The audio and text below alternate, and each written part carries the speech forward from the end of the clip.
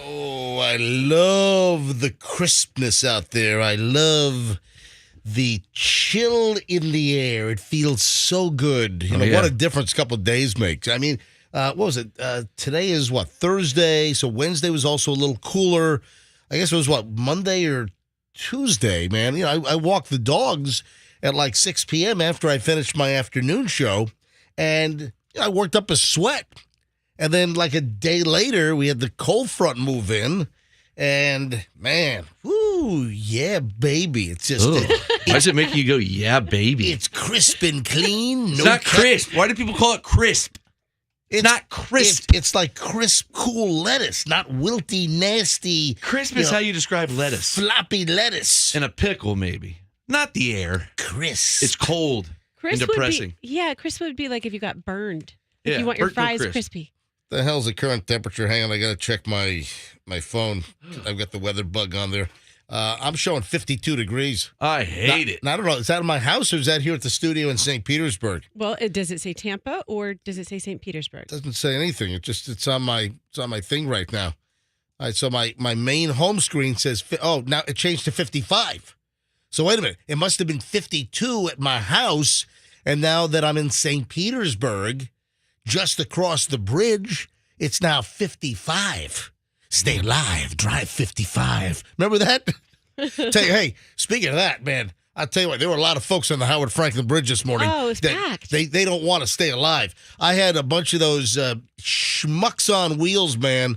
I came over the bridge, I don't know, 20 minutes ago, and I had some folks that passed me like I was standing still, and I was doing 92, 95. 90. No, I'm kidding. I'm joking. No, I was driving like 70, 68, 70, and and cars are flying by me because the speed limit on the Howard Franklin now, it's posted at 60 because of the construction Right. in both directions. Typically, it's 65.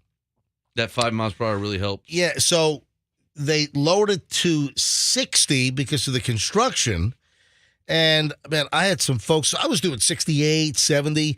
And if I did 60, it would be more of a danger. It would be more of a hazard if I drove the speed limit. Look, Very true. Look, Andrew was shaking his head. Andrew's our producer.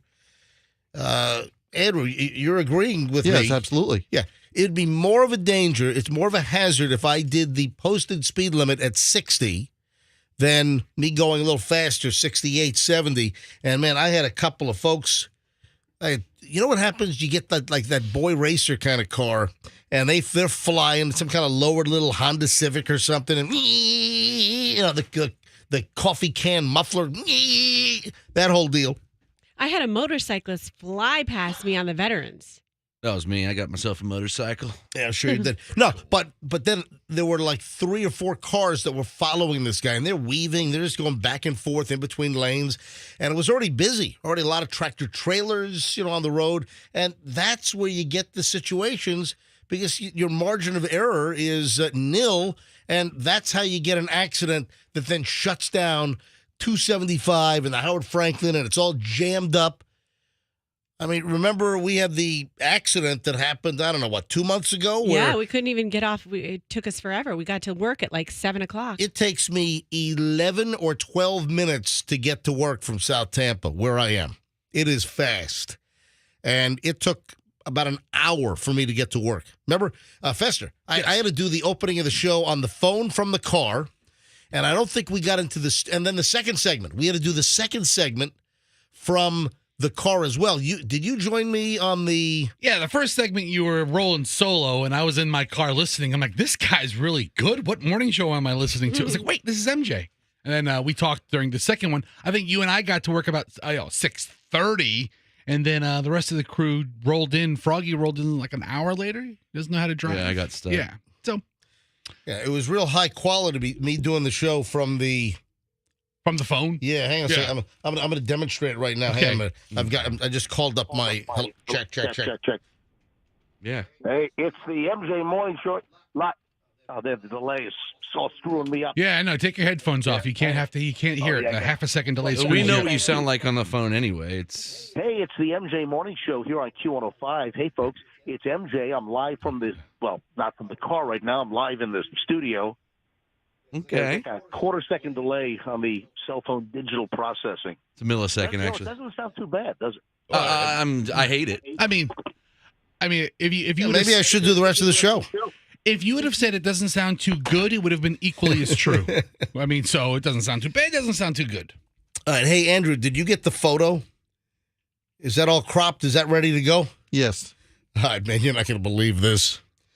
Michelle, my lovely wife, I left her up in Connecticut.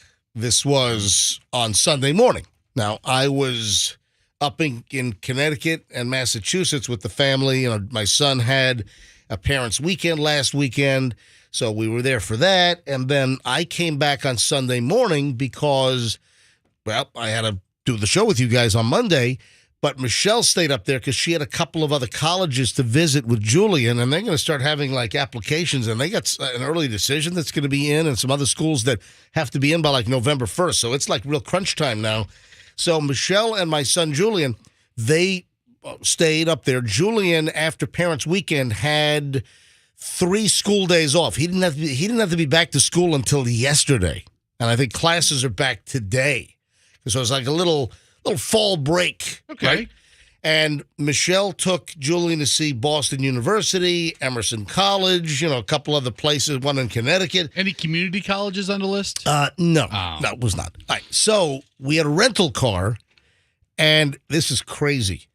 Michelle returned the rental car. We both picked it up because we both flew up last Thursday. A week ago, today. And so Michelle brought the rental car back, and she dropped the car off at the Westchester County Airport. And I have got to show you this picture. Hold on. I just want to tease this. When we get back, don't post it yet. I want to tell the story. You've got to see the rental car that Michelle parked next to.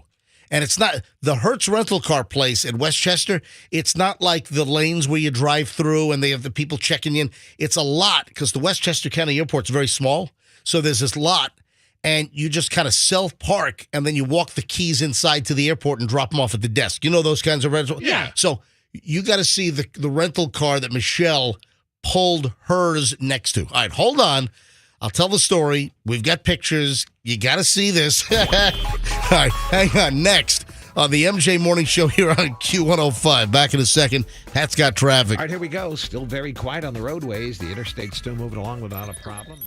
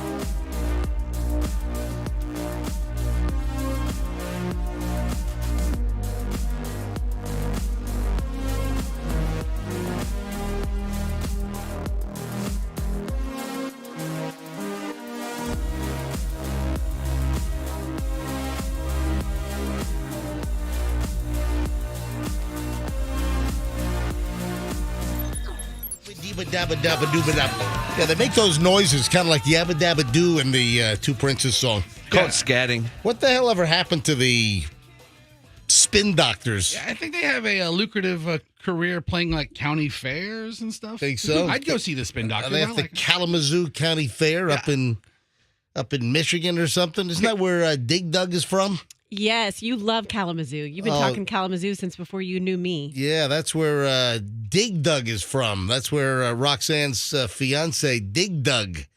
Yeah. Roxanne and Doug. That's where he's from. All right, you got to see this picture. Hey, for the early crowd, I'm doing this for you guys, for the early folks.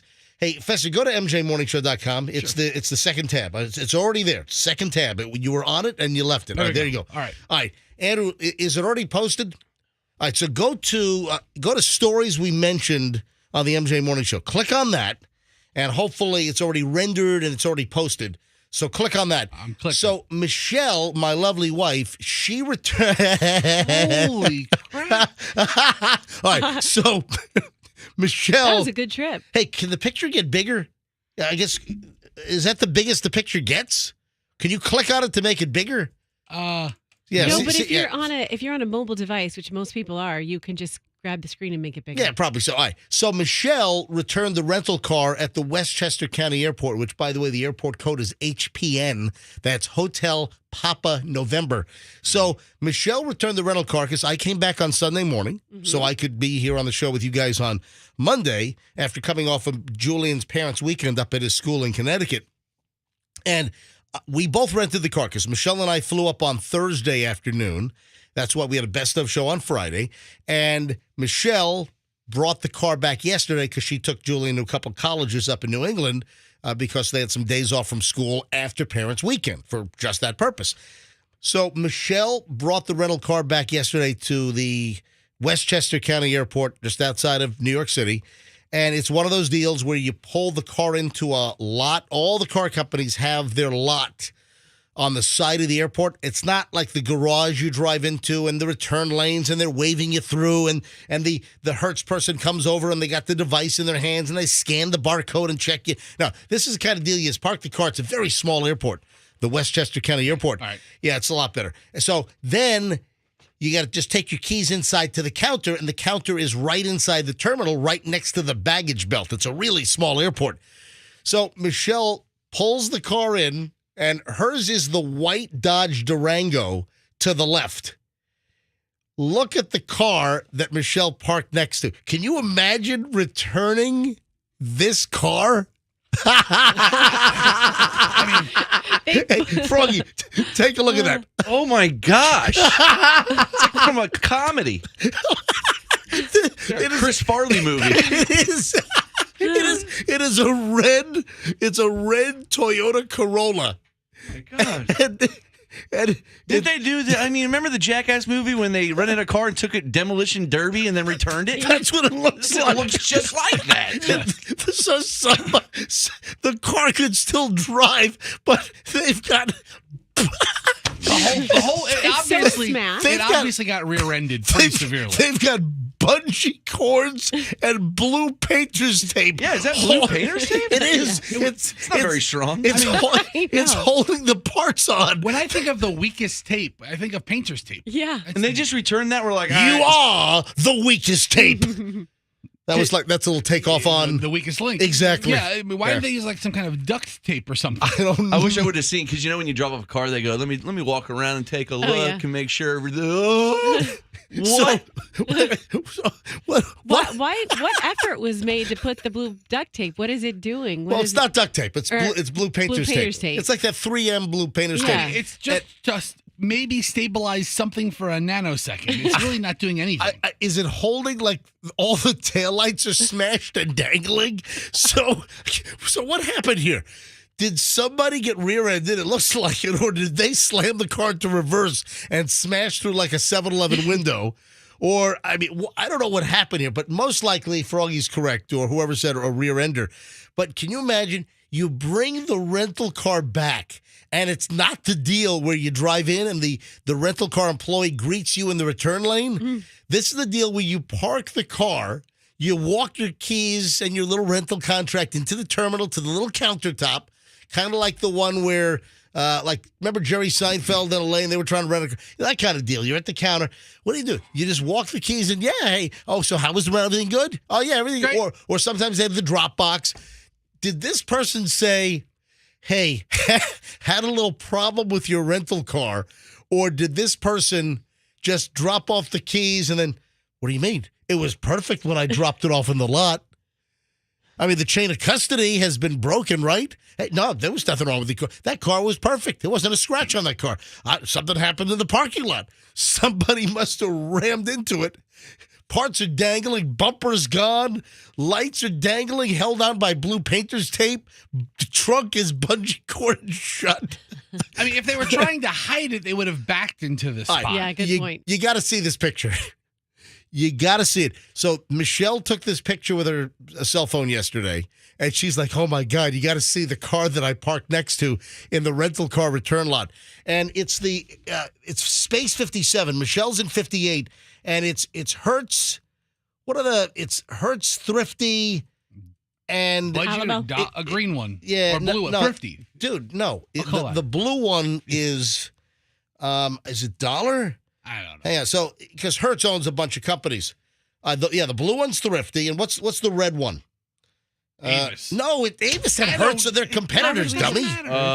Anyway, so you can see the sign says that space is for the 3 Hertz companies, and you got to see this photo. It is up at mjmorningshow.com. If you just want to get a laugh. I think he definitely got hit from behind because you can almost see the imprint of a car into his back end. Yeah, it's Perfect. perfect. When you get a chance, go to mjmorningshow.com, and you're looking for, and it's on the top. We get the little slider, you hit the arrows, and sometimes it's there. Sometimes you got to hit the arrow to slide it over. Mm-hmm. You're looking for stories mentioned on the MJ Morning Show. So go to mjmorningshow.com, and then stories we mentioned on the MJ Morning Show, and it'll be the top item, and it says MJ's wife Michelle returned a rental car next to this. And listen, it doesn't take a lot to make me laugh. I'm kind of simple, but that's funny. Isn't that funny? It is. It's pretty crazy. That's hysterical. So I would love to know, what is the person that rented that car? What do they say to the What counter? do they look like? Are they completely disheveled and just an absolute mess? They look like Mayhem from the Allstate. I wish you would have pulled up right when they were pulling up. What if it was the Mayhem guy from the Allstate commercial? He just laughed and throw the keys back. So what do you say? You go to the counter. Hey, sir, how was the rental? Everything okay? Fine. Yeah, about that. You might want to go take a look at your car. Or do you pull the, nope, everything's good. So if you got All's good. Everything's great. If you got No the problem. $30 or $40 comprehensive insurance, it would cover this. Well, if you paid the extra insurance, yeah. Right. Yeah. Okay. I don't know how much it costs a day. I never take that because my That car's totaled. That Yeah, What are you talking about? it does look like, I don't know how it drove in there. I know. All right. So, folks, if you want to have a laugh, take a look at the rental car that Michelle pulled next to in the return lot at the Westchester County Airport last night, and just take a look. MJMorningshow.com, MJMorningshow.com, and click on stories that we mentioned, and it's the top item. All right, it is 6:28, MJ Morning Show here on a Thursday on Q105. Let's grab traffic with Pat, and then we'll dive into the morons in the news next. Well, here we go. Northbound 75 north.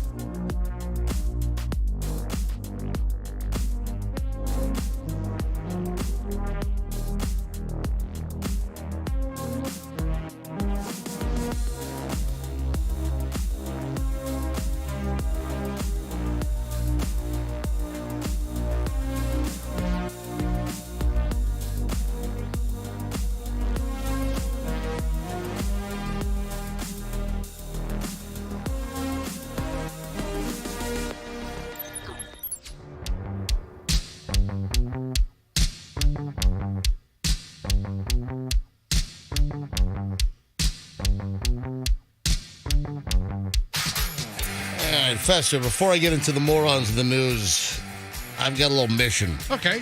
I think I saw something that could be very, very beneficial.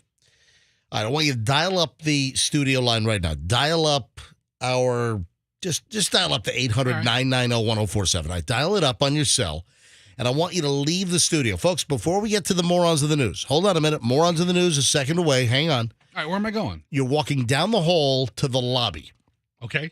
All right, hurry up, go. All right. So get on the phone. All right, leave the studio, and are you connected? Hello?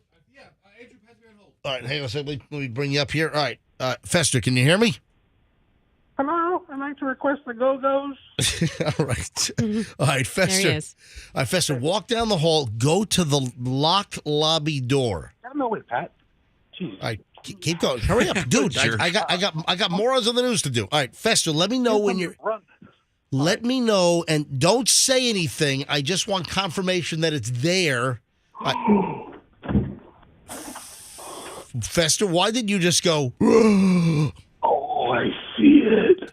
That's how he breathes when he walks. Fester sees it. All right, Fester, are you at the lobby door? Yes, Have you opened up the lobby door? I'm in the little lobby vestibule area. All right, do you see what is directly ahead of you in the door? Yes. Grab it. Okay, Do you have it? hold on.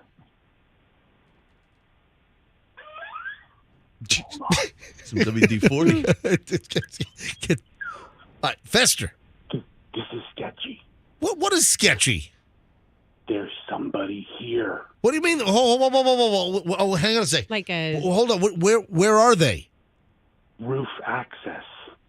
No, but I don't think there's anyone on. Is there somebody on the roof? The door is open. I know the door's open, but is the roof hatch open? Yes. Oh, hold on. The roof hatch is open? Go up there. I opened the door and I could look and see the dark sky. Are you okay? Are you sure? What is going on? Hold on. All right, Fester, climb the ladder. All right, so in the lobby, there's like a utility closet. And then when the closet is open, there's a metal ladder on the wall, and you climb this metal ladder, and there's a... What? I'm climbing the ladder. Are you... He's going to get stuck in the roof. Fester's going to rip the ladder right off the wall. All right, It's closed. say it again? The hatch is closed. Yes, that's what I'm saying. The hatch is closed. Why'd you say that you could look up and see the sky? Because it has white dots on the hatch. Oh, so You thought they were stars? You thought those were stars? Yeah. Yeah, like a dude. planetarium. The hatch is closed. I peeked in. Is the hatch? Can't open it. Is the hatch? Is it locked? I don't. Yeah. All right, so no one's on the roof. He sounds like he's really in pain or something. Are you okay? All right, Fester, come on down the ladder and try not to rip the ladder off the wall, okay? Oh, I opened the hatch. What you did open the hatch. Oh, I just opened it. Go stand over the studio and jump. Don't go on the roof. You'll cave in the roof. All right. Hey, I'll put it down. close the hatch. Oh, I gotta put my cell phone in my mouth. Oh my Gross. God, he's putting That's what he's been doing. putting his cell phone in his mouth. Well, you had him climb a ladder. All right, Fester, close the hatch and lock the hatch. Of all people in the studio, you have him climbing ladders? All right, Fester, come down the ladder. All right, I gotta tell everyone what's going on here. Yeah, Buckle please. that ladder. All right, Fester, are you back down? No, hold on, I'm coming. You're still coming down. Is the hatch closed? Yeah, but I don't know how to lock it. Hold on, why'd you open the hatch? Well, why not? I'm up here. All right, is the hatch closed? It's closed, but I don't think it's locked. Oh, jeez. All right, anyway, come down the ladder. All right, I'm down. All right, in this door, in this closet, somebody left. Should I even say what it is? No, because I got it. All right, you got it? Yeah. All right, bring it back to the studio. Okay. All right, so come on back. All right, so there is something which could be very, very valuable that was left in this door. What were you trying to say five times? I was trying to say to a particular person or to us. Is it valuable to everybody, or is it like specific to one person that it's valuable to? I just think it's valuable. All right, so Fester's back. Look at this. Okay, yeah. Ooh, nice. Look at that. Is that nice or what? That is as complete a set as I've ever seen. Whose is it? We don't know. Somebody I don't know. What? We got to say what it is, Well, right? that's valuable to one person. No, it's valuable to everyone. This is the master. Fester, your back is filled with white stuff. Is it? Ooh. Oh, Mike, you got drywall all Oh. over. I was in that chute. It's like Yeah. a little roof access Yeah, he chute. was in Look, you didn't get stuck. Somebody left a whole set of master keys for like the whole office park, it looks like. So, Whoa. like, master, hey, like, you could go to, like, Steve Triple Nipple Triplet, our general manager's door right now and walk right in. Go walk into his office. Yeah, go try it.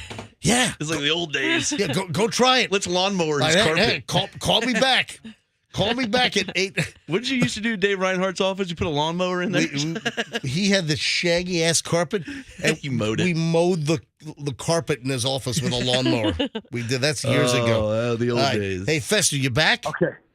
All right. I'm walking back there. All right. Walk back to Steve Triple Nipple Triplet's office. Cleanest office you've ever seen. He's the general manager. There is not one piece of paper in that office. I don't know. No. It looks like it's just abandoned. It looks like it's a prop. it doesn't look like it's used at all for anything. It's very this pristine. This is our executive office. As you see, nobody's here Right. or works here, but All right, Fester, let me know when you're there.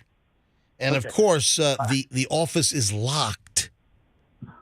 All right, I'm in front of his office door right now. Okay, now use the master keys that were left in our lobby in the lock, in the doorknob of the roof access closet. All right, now use the keys and see if you can open up Steve Triplet's office. I have you on speaker. All right, that's fine. Oh my God, it comes right up. What? I'm in the office right now. You're in. All right. Poop on his desk. he has a stand-up desk. It's going to be difficult. I'm kidding. Yeah, he does. He has one of those stand-up desks. All right, so you're in his office? Yeah, I'm in his office. I'm behind his little stand-up desk. Snoop around. His little double screen with his little microphone for Zoom calls. All right, come on out. Are there any tchotchkes or anything on that desk? It's pretty bare, There's right? nothing. The whole office is bare. It's like if you wanted to try to snoop around and look for stuff, there's nothing. I don't know where does he have his work? It's like when you show an apartment and you furnish it just for the people who want to look at You it. know what it looks like? It looks like one of the vignettes at IKEA. Yeah, there You you know, go. it's like just one of the little Oh, areas. yeah, little offshoots at IKEA. Yeah, they're just showing you like what the furniture looks like. The executive office furniture. All right, Fester. So are you coming back? No, listen to me. Yeah. On his desk is a letter, like a to-do list. Oh no! Take a picture. All right, Fester, come on back. Hey, dude, I just want to, just come on back. What? One of the things on the list is MJ and then question mark, and it's not crossed out. Take a picture of it. All right, Fester. PC meeting, market branding meeting. God, Fester, that's personal stuff, you jackass. Dude, just come on back. He's a busy man. Come back to the studio. Dude, come back to the studio.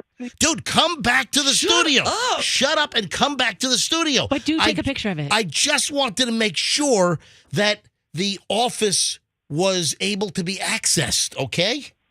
Ooh, let's go into Ted's office. All right, Fester, come back. I got to do Morons in the News.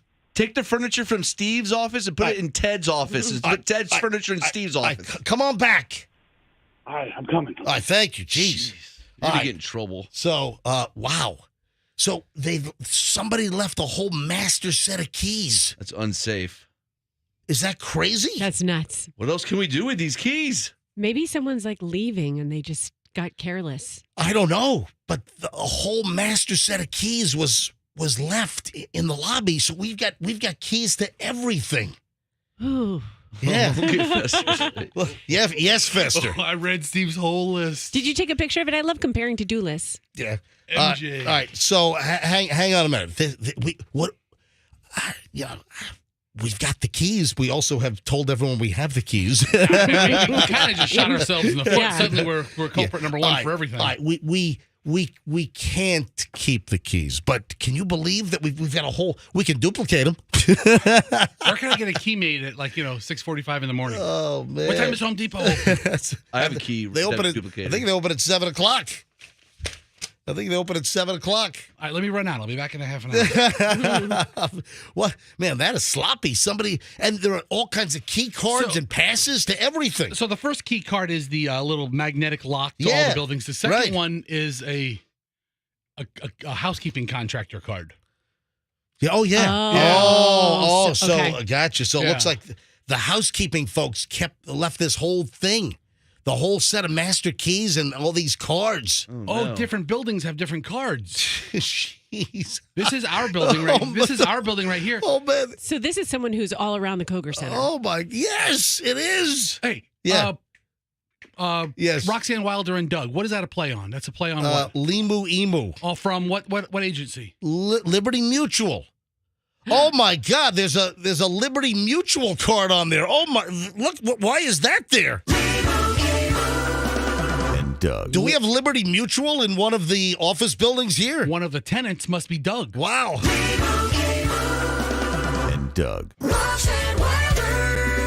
And Doug. All right. You guys ready for some early Morons in the News? Let's go. This guy's in trouble.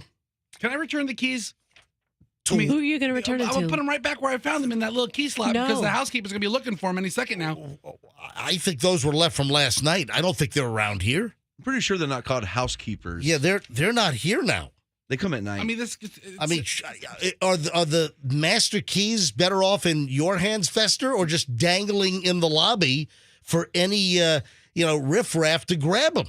if I'm going to answer that question truthfully, it's probably safer you just should put a left one on Steve's desk.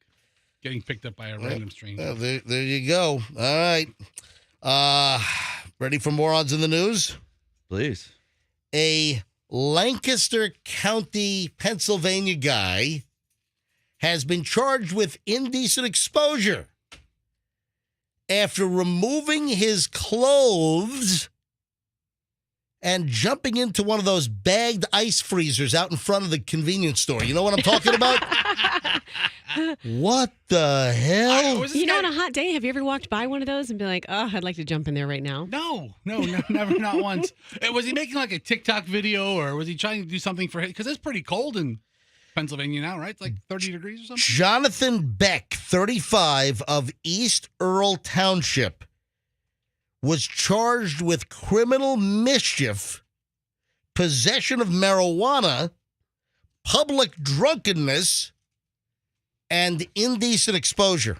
This is out of Lancaster County, Pennsylvania. Jonathan Beck, he's from East Earl Township, was charged with all these deals.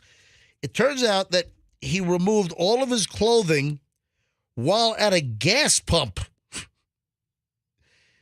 And according to police, he then removed several ice bags from the bagged ice freezer and then jumped inside while completely naked, completely undressed. And apparently they had to dispose of numerous bags of ice because his junk and his naked body had touched some of the ice bags. Oh, but come on. It's the outside of the bag. The ice is still good. Yeah, I mean, it's a plastic bag. Right. I mean, come on. No. Okay, so he must have he could have taken his clothes off if he got gasoline on his clothes. Yeah, but why would you then jump into the ice freezer? Yeah, that's why my would thing. you- Probably drugs are involved. Yeah, probably want to think of that. All right, so Beck allegedly admitted to consuming marijuana and was also found in possession. So I wonder if it was like some kind of laced marijuana. What if it had some type of, hallucinogenic that was, why would you... Maybe Froggy- Maybe he ate something like ingested marijuana somehow and freaked him out. Well, he had marijuana on his body, on his person, but if he was naked, I don't know. I guess maybe it was in the clothes that he stripped off.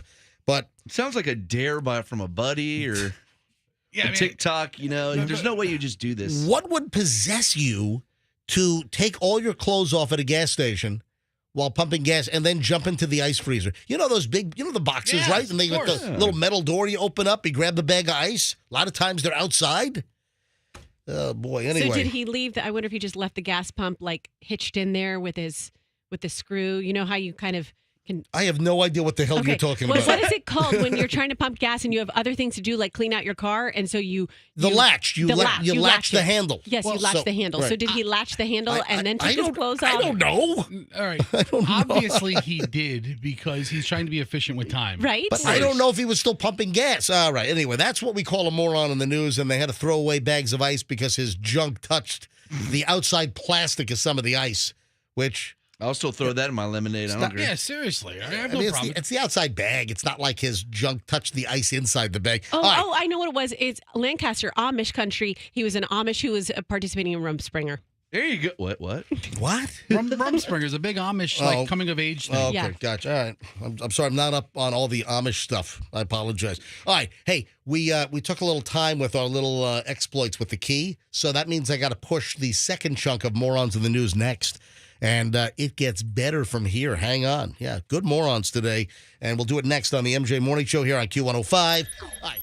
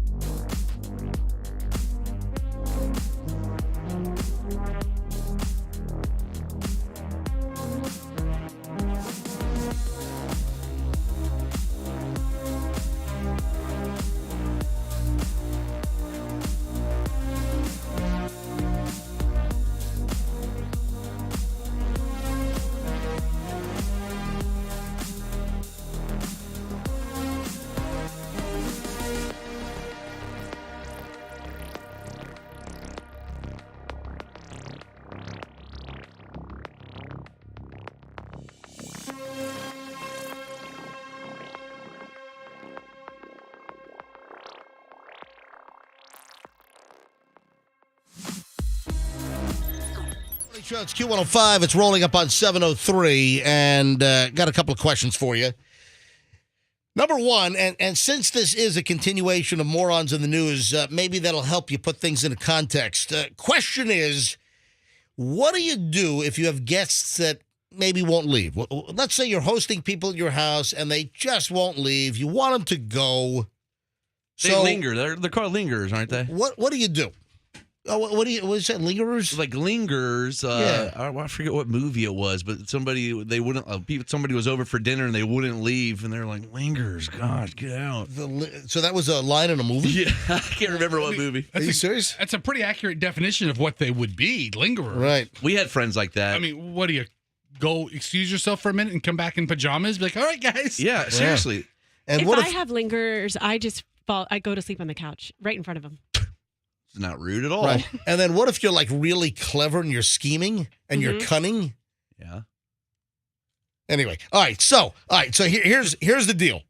So a Syracuse man, this is up in Syracuse, New York. By the way, it's one of the schools that my son Julian is looking at. Maybe the Orangemen. Well, you know what? I think they canceled that. Yeah, it's not the Orange Men anymore. That's really gender specific. Oh yeah, I think it's like the Orange They. Well, wasn't it literally like an orange was there? It's the Orange Them.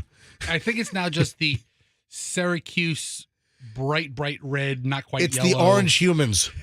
It's I think it's literally. I really think it's just the orange. No, Syracuse I Orange. don't think you're allowed to call them the Orange Men anymore because it's the oranges, the cuties. Yeah, whatever. All right, so this is out of Syracuse, New York. Guys, if it's more what? Why can't you call them orange men? Well, because it was offensive to people that weren't men. And we got all the pronoun things going on these days. What about the Blue Man Group? What about those? That's very offensive. That's the Blue why Women. They've been canceled. That's why you don't see them anywhere anymore. The Blue Men. Talk about a scam. They used to be called the Blue Wieners before they. That's how it started. And they would play drums just with their blue wieners. They were the Blue Wieners. I mean, that was a show. That was a show. Guys, if it's Morons in the News and a guy is trying to get visitors to leave, what do you think this entails? I have a guess. What? Holding a gun to them. You know what? That is not a bad guess. Yes, thank you. I'll take a good answer. Damn it. Incorrect, but it's not a bad guess. Syracuse guy has been charged with arson. Oh, no. Why the hell would you set your own apartment on fire to get your guests to How awful was your party? You must really want them to leave if you're going to set your own damn place on fire. That doesn't make sense. This apartment's on fire! They still don't leave. If you don't leave, I'm going to light this whole place up. All right. Was that on the air or off the air? Okay, so you can go on the air, Andrew. Yes, you can. Okay. Listeners are telling me the movie that you're referring to was the Pineapple Express. Oh, Pineapple Express, With yes. the lingering? With a guy who was buying weed from him and he wouldn't leave. Okay. And what did he say? Linger, man. Linger.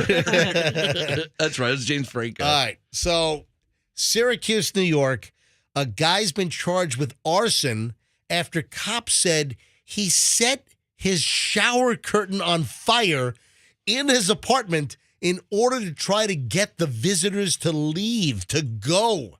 I don't understand. What did he do? Go, oh my gosh, it's on fire. You guys better get out of here. Something like that. My shower's all ablaze. I'm going to stay. I'll take care of this. Yeah, you get out of here. Daniel Hart, 39 years old, wanted people inside his apartment to leave. This is according to the criminal complaint. He went into his bathroom, set the shower curtain on fire with a lighter. The curtain fell onto the floor where it burned until police arrived and stomped out the fire. The floor and door frame of the bathroom were burned.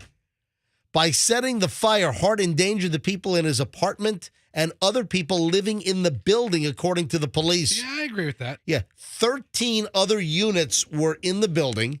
He's been charged with second-degree arson, a felony.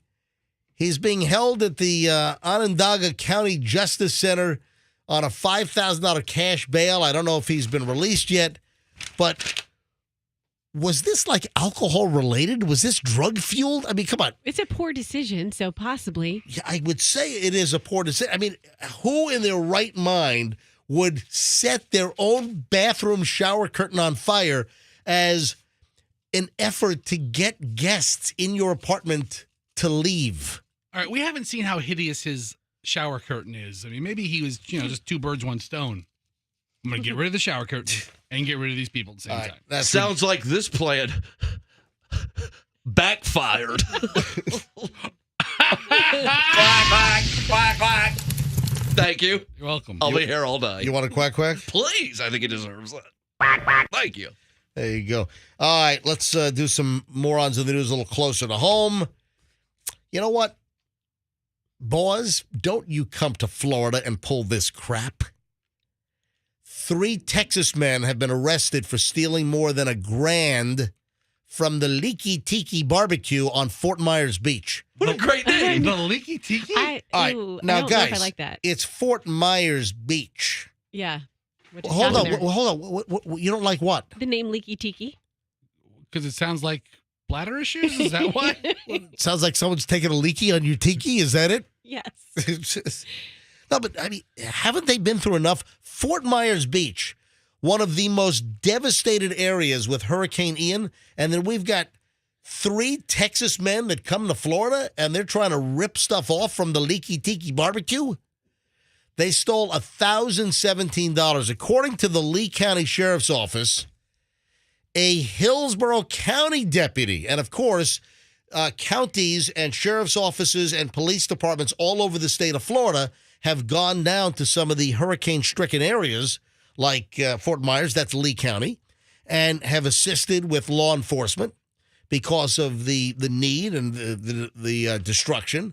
So according to the Lee County Sheriff's Office, a Hillsborough County deputy saw a pickup truck back into the parking lot of the Leaky Tiki barbecue on Estero Boulevard.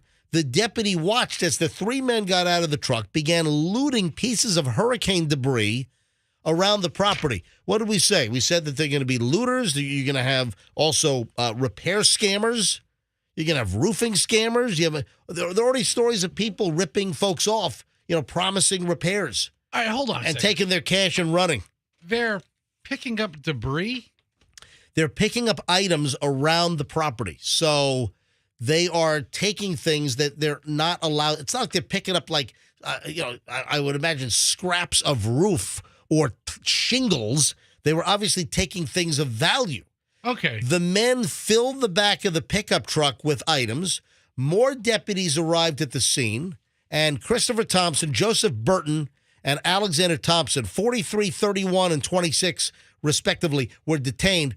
Cops searched the pickup truck, found a plastic bag with a large amount of single-dollar bills. Large pieces of scrap metal were found on the truck as well. They found an open cash register with no cash in it in the back of the truck. More scrap metal inside the trailer, so they were towing that. And dollar bills were scattered around the ground of the property. Is this a strip club or something? No, detectives spoke with the owner of the Leaky Tiki barbecue, who explained that his restaurant was decorated with dollar bills. I've yes. seen that. So on the roof, on the ceiling? Yeah. the ceiling, the walls. You've been to those places. That's the worst idea ever. Where people will write their names or they'll write things on dollar bills and then it gets pinned or tacked to the ceiling or the wall.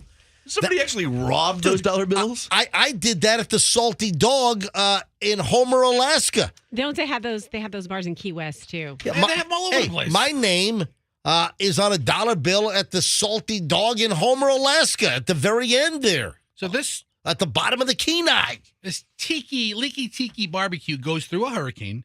The Fort Myers Beach location, according to their website, temporarily closed. Well, because it's wrecked. The dollar bills didn't blow off. That's amazing. Well, they're stuck to pieces of the restaurant wall and ceiling, apparently. So these jackasses, these 3 Texans come to Florida. Boys, don't you come to Florida and do this. And they're looting crap. According to the report, detectives found writing on the dollar bills in the pickup, and $1,017 worth of dollar bills were inside the truck. They also found 6 ID cards, driver's licenses, didn't belong to these guys. Boys, you're in trouble. It's like a lot of work for not that much. I mean, I'm all for a good scam, but hey guys, let's take all the dollars off the wall. I mean, that's Fess, don't even talk about being in for a good scam. Hey, dude, there's something wrong with you. I am. I'm open to it. Can we get one of the local imaging places to do a CT scan of his brain? What is going on in there? I refuse to be. What the hell is going on in your head? I refuse to be subject to these hack medical diagnoses that you have. Oh, really? All right. Hey, I think it's worth mentioning. It's not leaky, Leaky. It's leaky, Liki. Liki, yeah, Leaky Tiki or whatever the heck it is. Yeah, as far as a strip club goes, Froggy, that's a terrible name for a strip club. Definitely is. Yeah, welcome to the Leaky Tiki, boys. No thanks. All right, did you hear the latest Tom Brady rumor? There's so many of them. I don't know if I heard the latest. Did you hear what Roethlisberger is saying could happen? So Roethlisberger, former Steelers quarterback, and of course the Bucks got beaten by the Steelers. You got to hear this. Hold on to this thought. Roethlisberger is floating a really weird Tom Brady scenario. All right, you got to hear this. Hang on. That and a whole lot more next. We start the long, uninterrupted segment of the MJ Morning Show next here on Q105. So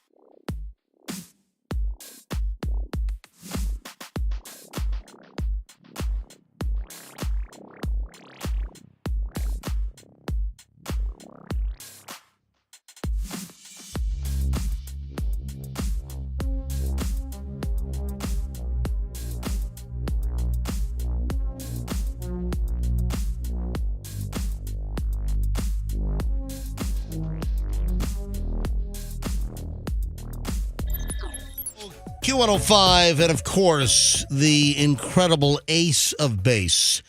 One of the greatest bands of all time. Ace of Base, ladies and gentlemen. Wow. All right, seven. You say so. Well, hold on. You know, one of their songs is being used in that, it's a beer commercial, and it's I Saw the Sign. So those were their two big hits. All That She Wants, Isn't It the Baby? And then the other one is I Saw the Sign, Opened Up My... And it's a beer commercial. It's running right now, and it's like I saw the sign for what? The beer? Is that what it's about? Sure, sounds good. Yeah, the Miller Lite TV commercial. Is that what it is? Miller Lite? Yeah.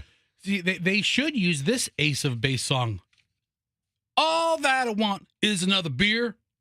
And what is the beer is for Miller Lite, and they're trying to suggest that it's only 1 calorie more than the competition, and it tastes better. Yeah, right? that's. Hold on, here's the run the commercial.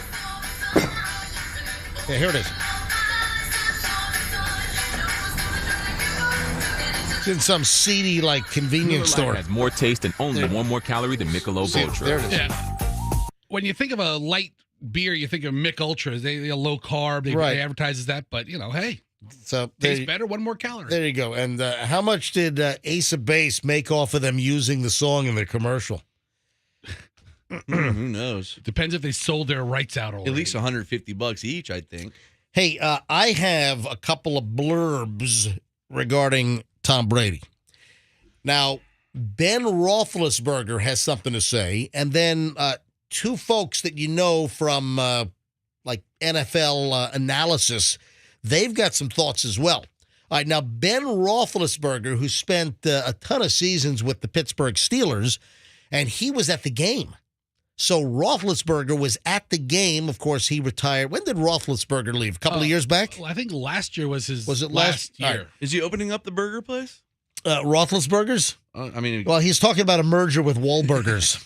It's Wahlburgers. Rothless Wahlburgers. Walrus burgers. Oh, that's delicious. Walrus. Yeah. He's actually in the process of opening a family retreat center, so I'm sure he'll have boring. some barbecue and burgers there. Are you serious? Yeah. Ben Roethlisberger. Mm-hmm. What was the controversy surrounding Ben Roethlisberger? There was a couple. He's had a couple do you know what? things. Do you know what they are? So.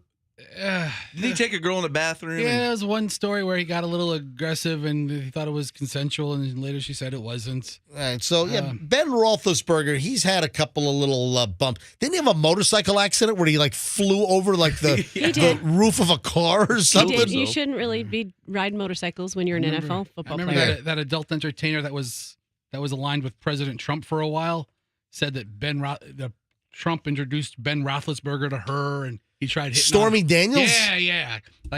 Donald's meet my friend Ben. Ben, why don't you take her back to a hotel room? Are you trying to impersonate Trump? Is that not a good Trump? It's pretty dead on. It's really accurate. Right. Hey, she ate all the cake in the place. Hey, my name is Donald. So this is what Ben Roethlisberger says about Tom Brady. Now, of course, the Steelers stunningly beat the Bucs on Sunday, 20-18, and Ben Roethlisberger said it looked like he was watching a different Tom. That's a quote. I thought I was watching a different Tom. I was up there just happy as could be watching the game, said Roethlisberger on his latest podcast. Oh, you had the audio of it, or I don't need to play. He the has audio. a podcast. Yeah, he's got a podcast called Footballin' with Ben Roethlisberger. Good name. I would pay you money not to listen to that podcast. Well, that's why I'm not playing the audio. But I think it's important because the Tampa Bay Buccaneers and Tom Brady are obviously very important to the Tampa Bay area. And he said, this is just my opinion. Tom is the greatest. The Super Bowl rings show it.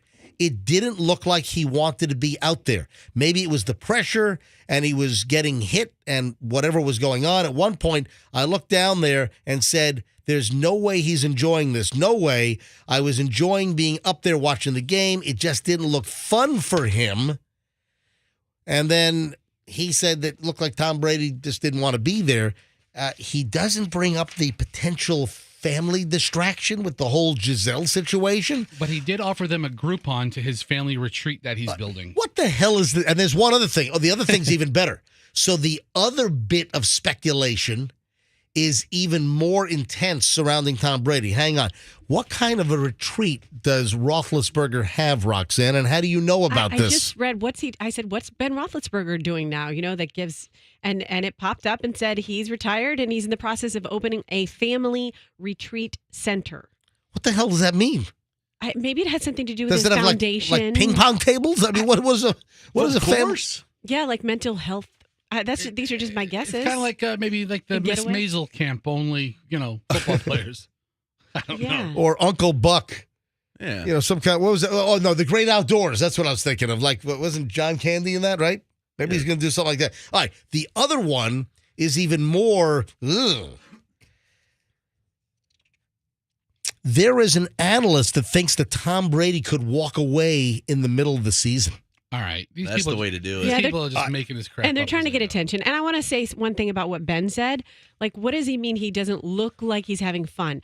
I'm trying to picture Tom 2 years ago. Look at what is he, like, zippity doo-dah and skipping around the field? Like, define your idea that he doesn't look like he's having fun. Tom's aggravated because his defense sucks. And instead of giving him another chance to win the game, they let Pittsburgh get like 3rd and 16. I would imagine every time you get hit by one of those big football players, it kind of hurts. So I'd imagine that puts him Guys, probably in a can bad I mood. get to the thing here, please? I mean, I guess. Have you heard of Chris Sims? Yes, we've heard of Chris Sims. He was the Bucs quarterback. His father's Phil Sims. No, hello? who's Chris Sims? Never heard of him. Oh, in your face, dude. It was rhetorical. Roxanne either comes off as knowing nothing about sports or everything about sports. It was. I wasn't asking seriously. Have you ever heard of Chris Sims? That was rhetorical. She smashed you, man. She didn't smash me. Right I in your was. face. I bet you when you read the story the first time you had to Google Chris Sims. I didn't. All right. What are you trashing me? I'll tell you right now. Chris Sims, drafted by the Buccaneers under John Gruden, he has carved out an amazing commentary career. He has his NFL NBC show. He's on Sunday Night Football with Tony Jones. He's in the studio. Yeah, He's big time. Why yes. don't you give us his whole resume, bro? Well, So after Roxanne did? yeah, of course I know who Chris Sims is. I was just setting it up. It was rhetorical. But who is he for real? Because I don't. All right. He's like some albino tan kid. It's really crazy. Can I please tell the damn story here? So Chris Sims, who quarterbacked for a couple of teams, he spent 8 seasons in the NFL. Like, I don't know, what I'm talking about here. Chris Sims is now saying that he would not be surprised if Tom Brady walks away in the middle of the NFL season. So now we've got Roethlisberger saying that he just didn't want to be there, didn't look like he wanted to be out there at all, and like he was like disinterested. But now Chris Sims says that he thinks that Brady could walk away from the game. All right. Thank you, Chris. In the middle of the season here. So Sims was speaking on NBC's Pro Football Talk Live along with Mike Florio, and this was on Tuesday, and Florio asked Sims, Tom Brady, Aaron Rodgers, chance one of those guys taps out and walks out during the season. Which of the two is more likely right now to do it? And Sims said, normally I'd feel like Rodgers. That would be the guy. But because of this year and some of the off-field stuff, come on, say Giselle. Why can't you say Giselle? That's hitting home, and the personal stuff with Brady, this is the one year that I feel maybe it might be Brady. It seems like, and I don't know this, that his wife is threatening divorce or going down that road. By all due accounts of what you read, I think Rodgers is usually the guy to be more renegade and be more like, screw this, I'm out of here. But this is a weird year where we're seeing Brady do weird crap and having personal issues. Florio then said, I have thought all along there's a chance that Brady checks out during the season, and I still think that happens. They're on NBC doing this, NBC's Pro Football Talk Live. It's a national show, Right. man. It's on NBC Sports Yeah. every morning. Hello? So they're both saying that they think that Tom Brady could walk away from the Bucs like any time in the middle of the season. Or Aaron Rodgers. Yeah, I've often felt that sports radio or sports guys like this are the dumbest level of broadcasters. Because they are. Extended sports talk shows. There's a reason why sports should be like 90 seconds at the end of the newscast. Because these guys have nothing to talk about and they just make up stuff. I think he's going to walk away from the team. Take calls, fire up the lines right now. Oh, you team of your hot takes here. All right, who's going to walk away? Who's not going to walk away? A lot of predictions. All right. They just need crap to talk. The greatest quarterback of all time is not going to walk away from his team. Sims over here should break his own leg to kick himself in the ass for saying something so stupid. Break his leg like a Joe Theismann deal? He just snap it off so he can kick himself in his own ass. And I like Chris Sims. He almost died when he played for the Bucs. Yeah, didn't he break his spleen or something? Yes, exactly. He just thought it was like, oh, my ribs are a little hurt. And he lost all this blood. Yeah. What a weenie. Hey, speaking of football, and then we'll move on because Fester wants to talk about reverse catfishing. It's something I've just been exposed to. Yeah, Fester has discovered apparently something called reverse catfishing. Is that fish catting? But first, I want you to listen to this. That's a good name for it. Speaking of football.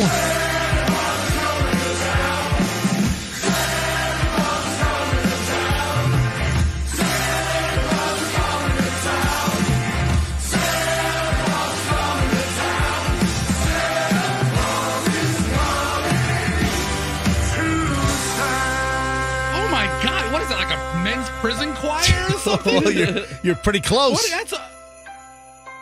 I know what that is. I didn't hear it, but now that you say that, I know what it is. I said, speaking of football.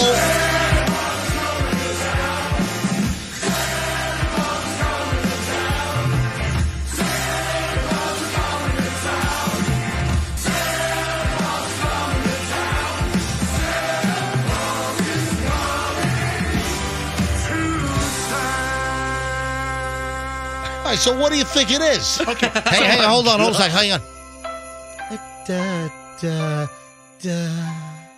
Who hit that last note? Yeah, originally, I thought it was like the Folsom Prison Men's Choir. Folsom Prison? What are you, Johnny Cage? Play Walk the Line. Hello, I'm Johnny Cage. That's the first prison I could think of. It sounds like a bunch of grown men. Was it like a hockey team or something?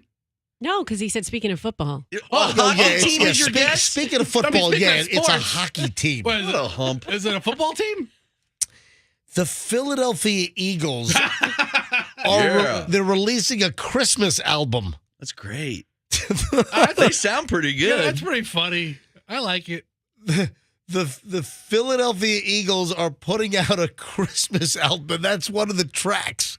Santa Claus is coming to town. All right, I'm down for it. I'd be interested to hear the rest of it. You remember I took that picture on my Instagram of the young blonde woman with her her hot little body and her midriff showing. And her nasty shirt. And she's got a shirt that said, what did it say? The bleeping Eagles? The F-bomb Eagles. Yeah. So I'm at Walmart. Folks, if you haven't seen this, it's on my Instagram. And I took this, I don't know, a month ago maybe. It was, toward the beginning of the season. And I'm at Walmart up at Dale Mabry and 275, which, by the way, Michelle's friend Stephanie had her purse snatched in that parking lot. Oh, no. Yeah, not recently. This is about, I don't know, 10, 15 years ago, but just walking to Walmart and then in the parking lot, purse snatched. All right, boom, gone. Way to hold on to a grudge and make it sound like breaking news. Okay? Her friend had a search. Yeah. Her purse was snatched in 2004. Oh, so, be careful. Still recovering. That's about right. But I was at the Walmart, Dale maybe 275, and this is a month ago, and a woman right near the front. I had just checked out, and she had checked out as well. And I look at her shirt, and it's a green T-shirt, and it's cut off, and you can see her whole belly button. It's got the whole midriff is showing on this young woman. She's wearing some gray sweats, and I said, "Hey, can I get a picture of your shirt?" Ew, why creepy old man? You asked her. Oh. And she said, Oh, what? Say that. What? I didn't know you asked her. I thought you just No, I did. surreptitiously snapped that. No, because you can tell that she's pulling her hat down. Because she thinks you're a creep. So I said, "Hey, do you mind if I take a picture of your shirt?" And she had Why didn't you just say your boobs? Because that's essentially what you're doing. No, I did want to take a picture of her boobs. But that's what you took a picture of. It's her shirt, because Roxanne. her shirt covers them. Professor, can you bring it up, please? Go to my Instagram. Instagram blocked me out. What do you mean Instagram blocked you out? So overnight we had a computer update, and everything that I'm logged into, I got logged out of. So I have to log back into stuff. And of course, I don't know my. Anyway, password. So if you go to my Instagram, folks, if you want to see this, if you want to see the young blonde girl, and I ask permission. This is like a People of Walmart deal where on the People of Walmart website, you see the craziest forms of humanity because Walmart has a little bit of everything. So this is sort of like a People of Walmart deal. And, this young blonde woman, and she's got the effing Eagles. And but it spells it out. And I said, hey, can I take a picture? And she said to me, hey, you're not the first one to ask if you could take a picture. So she's already had people ask. Oh, Let me tell you, someone came up to me and asked me to take a picture of my boobs in a supermarket. I wasn't taking a picture of her boobs. Security. I would say you're walking yes. around Walmart, yeah, sure. And then I would take their phone from them and put it under my shopping cart and smash it. I was not. Not taking a picture of her boobs. Yeah. Roxanne, you're walking around with a T-shirt that says the bleeping Eagles. You're looking for attention. Folks, do you want to see this? Listen, if you want to see the T-shirt I'm talking about, go to my Instagram. Go to Certified MJ Radio. I'm going to tell you where it is. It is, all right, you got to scroll down, and it looks like it's, 3, 6, 9, 12, 15, 18, 21, 24, 27.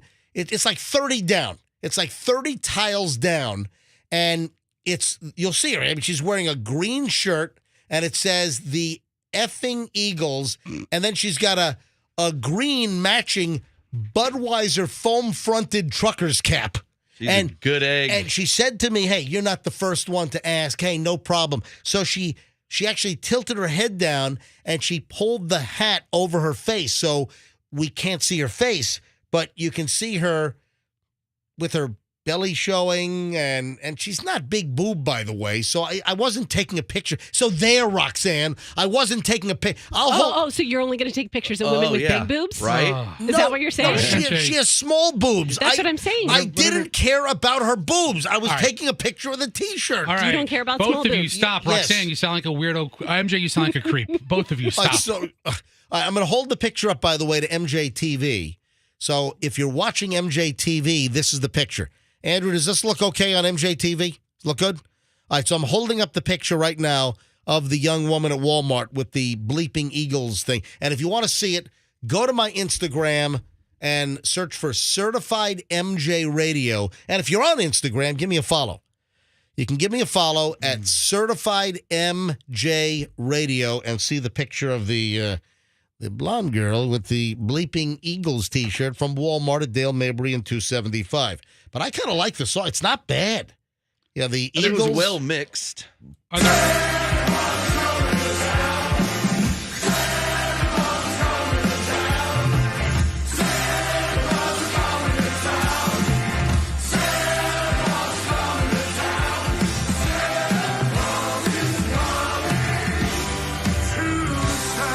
But there's something a little weird with the story. Dun, dun, dun, dun, dun. Well, I just got to say, the highlight for me of the 1980s was the Super Bowl Shuffle. The Bears and Refrigerator Perry and all that, right? Walter Payton. Now They that's Call a Me song. Sweetness. Yeah, Yes. the Super Bowl Shuffle. And I like to dance. Yep. Well, there's something weird about the Philadelphia Eagles deal here. So they're putting out a Christmas album, but it's getting released on December 23rd. What? Yeah, why would you release it 2 days before Christmas? Does that make any sense at all? I mean, who's really going to run out and buy it? I mean, they could have got any all-male orchestra to sing, and they could just said it's the Eagles. I mean, who could really tell? They could have got the gay man's orchestra to do it. Seven-song album, and it's titled A Philly Special Christmas. and it features a bunch of their big players. So 7 songs, including Santa Claus is Coming to Town. And it's coming out on December 23rd, 2 days before Christmas. That makes no sense a million to me. So, have they released any other cuts from the album? Because you know there's going to be a couple of teaser Jingle cuts. bells, hut, hut, jingle all the way. Hike. All right. Hut, hike. Omaha. All right. So, Santa Claus is Coming to Town. That was released as a little teaser. So, that was released yesterday. Just the little clip that I just played, they put that out, a sneak peek. Came out yesterday. That's cool. So we don't know what the other 6 songs are. Well, hang on a minute. They're going to do A Night Before Christmas is going to be on there.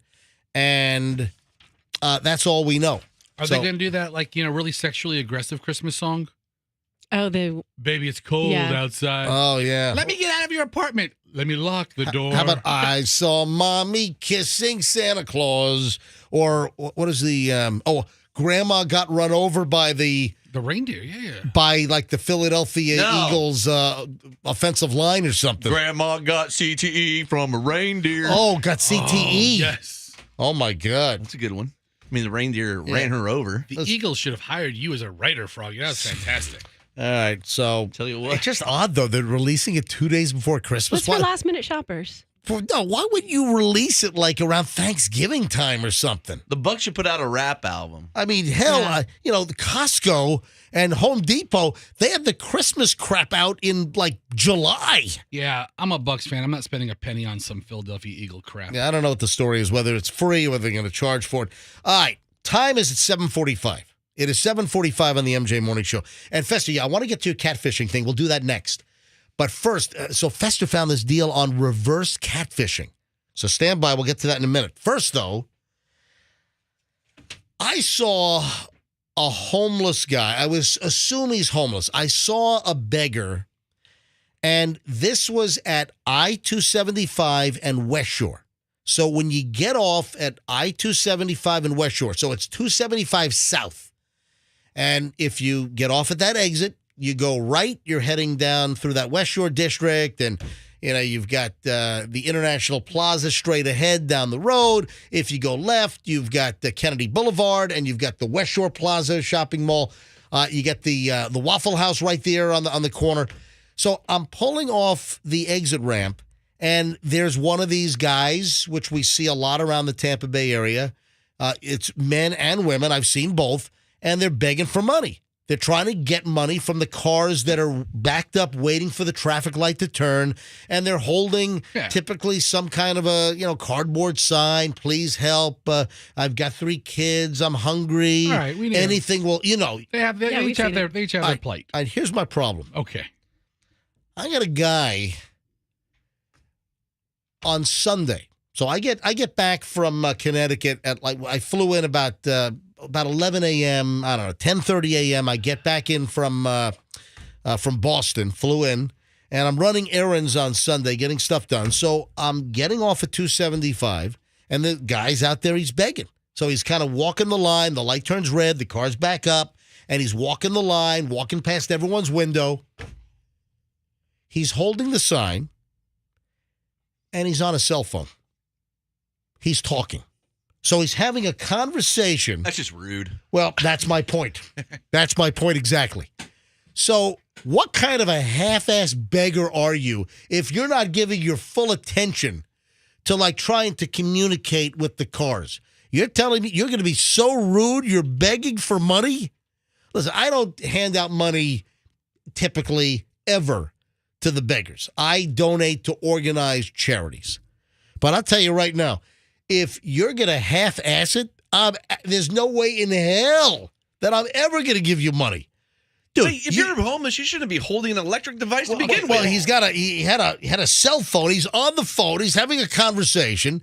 It was not a flip phone. It was a small. I couldn't see exactly which phone it was. All right, so smartphones run the gamut. They do, but there's some very inexpensive ones, and there's a lot of programs that provide free phones. Is that rude though? Well, you got the government programs. Yeah, remember they have the Obama phones or whatever. Which I think actually great. Yeah, so remember Who's the homeless guy calling? I don't know. They still have Obama phones. Well, that's the point. They have free government phones for people that need them, yes. But how half-assed is that? You're begging for money and you're on the phone? I mean, come on, put some effort.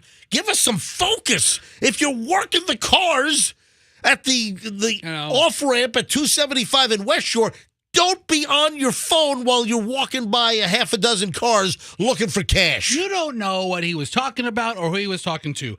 A, he could have been talking to Skitch, and Skitch was saying, hey, listen, the corner over at Boy Scout in West Shore is really popping right now. You need to move north a little bit. 2, he could have been closing a big... I'm at 275 in Bears. How do you say it? Beers. Beers, yeah. So I've been here since 1994, and I've always heard Bears. Yeah. And then Fester told me it's that Beers. He knew the family, and it's Beers. No. They contacted me when I started in radio. I did traffic reports, and I always called it Bear Ass every time. Well, it was an accident on Bear Ass, and the family contacted me and goes, please pronounce our family's name correctly. It's Beers, as in fierce with a B. So I still called it Bear Ass. So the guy at Beers and 275, you think he was calling Skitch over at West Shore and 275? Hey, man, action's good up here, man. Get up here now. Get on your bike. I'm working the northbound. You go on the other side. You work the southbound, man. Hop on your bike now. You'll be here in 2 hours. I'm just saying, man, if you are begging for money, get off your freaking cell phone. You know what? I don't know. I kind of disagree with you. I've been sitting here thinking about this because it's almost like I want this softer sell. Like I would prefer someone to walk by. Just you want the casually, softer sell? Because what is that like the softer side of Sears? Yes. Is that she like Tainted Love? Come see the psycho side of Roxanne. What were we gonna say, Frog? Well, she said Tainted Love. And it just reminded me of soft sell. Soft sell. Yeah. Soft sell. Reminded me of Tainted Love. Oh, the soft sell Tainted Love. Hold on. MJ, hold on. Roxanne, is that the soft sell that's just the soft sell Tainted Love? Or is that the one that goes into Baby, Baby, Where Did Our Love Go? Is that the special that's at the remix? I don't know. What did we play? So, okay, Roxanne, make an excuse for the half-assed, distracted. I mean, okay, I will say that I agree it's disrespectful. If you're a beggar and you're begging cars for money, get off your cell phone. But you know what? If you don't have money in your car to give them, you feel better about that interaction. You know, I feel terrible if I see someone, they're looking at me and, making their plight with their eyes, with their body language, because they're not on their phone and I can't help them. So, he's kind of distracted. Look, if you have it, great, hand it to him. If you don't hand it to him. Now, I do agree with you. I have no idea what you're saying. Maybe make some phone calls to try to find some resources or some work if there's jobs that suit you. What are you saying? He was on the phone turning down a job offer because he was making so much money on the corner. No, I don't know how to flip signs. I told you. All right. Hey, and do you remember years ago, this is during the MJ Morning Show, you remember what happened at that exact same off-ramp? Do you remember? No. I mean, I don't remember what happened at the corner 20 years ago. I think it was the Amscott building. You know the Amscott building right there at 275 in West Shore? Yes. We had office workers that worked in that building. I don't know if they worked for Amscott or who they worked for, but in that building, we were contacted on the MJ Morning Show years ago, and they said, hey, MJ, want to let you know, and maybe you want to do an undercover, investigation or something. But there was a homeless guy, or there was a guy that was operating and begging at that corner, and they said they watched him every day. He was out there for hours. And then they would see him park his truck. The guy was driving like an Escalade. No, it was wasn't it? No, it was like a brand new Ford F-150. Yeah, a really nice vehicle. Yeah, it was a Ford F-150. The guy would drive to like the parking lot next to the Amscott building, would park, and then walk with his cardboard sign and beg, be out there for the day, and then they'd watch him go right back to his vehicle, and it was like a brand new F-150. It wasn't like some raggedy, parts falling off the damn thing. If he's out there working every day, he earned that truck, I guess. Oh, my God. Or he scammed everybody. Another 900 cars and make the payment on this thing. But that was a racket, and they're saying that's probably how he made the car payment. Yeah. I mean, it sounds like he was a hard worker.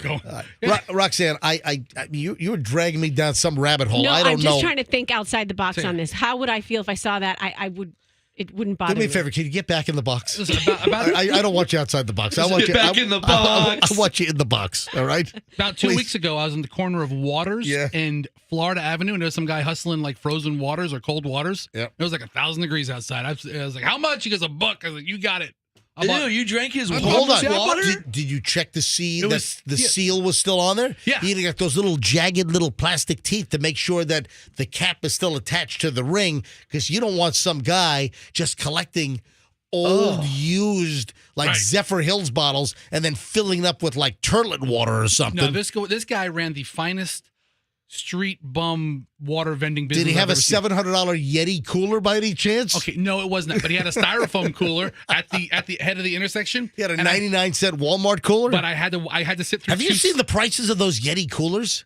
My Yeah. God, you can buy like a tool shed at Home Depot for what I those know. things cost. Yeah, but your tool shed can't keep your ice cold for 100 Why, hours. why are those Yeti coolers so expensive? Pretty awesome. And why do people drive around with Yeti stickers on the back of their windows? Because they really Have you like their noticed that? cooler. Do you remember? I don't What? see it as much, but remember people were like driving around with like the Apple logo. Oh, I see it all the time. I guess I don't It's see like you get the little Apple sticker like in your iPad box or I Yeah. guess in the phone box, and people would be driving around with the Apple sticker on the back window of their car or truck. Well, every time you buy a Yeti anything, Yeah. the Yeti mug or the Yeti cooler, they give you a couple of stickers. I and, know. you I see them on the. Why would somebody put a Yeti sticker? Hey, man, I'm going to make my ride's going to look a whole lot better if I slap a Yeti sticker on the back. Oh, yeah, that's hillbilly high fashion Yeah. right there.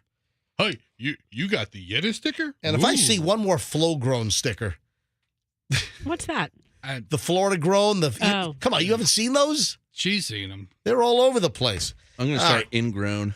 So listen, Yeah, a bunch of toenails. ingrown. With a little toenail logo. All right. So just a tip: if you're trying to beg for money on an off ramp or on the side of the road, yeah, don't work the crowd while you're on the phone talking to somebody. I just don't think it's a good sell. And if you are working the streets and you're listening to the morning show right now, thank you. Thank you. I mentioned this early this morning. Fester, we'll get to your catfishing next. Whatevs. Now, everyone knows what catfishing is, but Fester found something that's reverse catfishing, which we ought to go to phones on this. Where'd you find this? So we'll find out in a second. If you missed this, we mentioned this pretty close to the beginning of the show this morning in the 6 o'clock hour. And Michelle returned a Hertz rental car yesterday up in Westchester County, New York. So we were up there for Parents Weekend, and I came back on Sunday to do the show on Monday. Michelle stayed with Julian because they left Connecticut, where Julian goes to school, and they went up to Boston. They visited BU. They visited Emerson. Then they came back and they visited a college in Connecticut because Julian's applying to all these different schools. He's a senior in high school. So Michelle returns our rental car. It was a 2022 Dodge Durango. It was nice. It didn't have the Hemi, though. I would have liked the Hemi version. So Michelle brings the car rental back to the Hertz car rental lot at the Westchester County Airport yesterday. Now, they don't have a big garage. They don't have like the lanes where you pull the car in and the Hertz people or the Dollar, the Avis, the Enterprise. They're not, go to the... All they have at the Westchester County Airport is a lot. It's like an adjacent parking lot right next to the terminal, and you just pull your car into a space, and then you got to bring your keys to the counter inside the airport.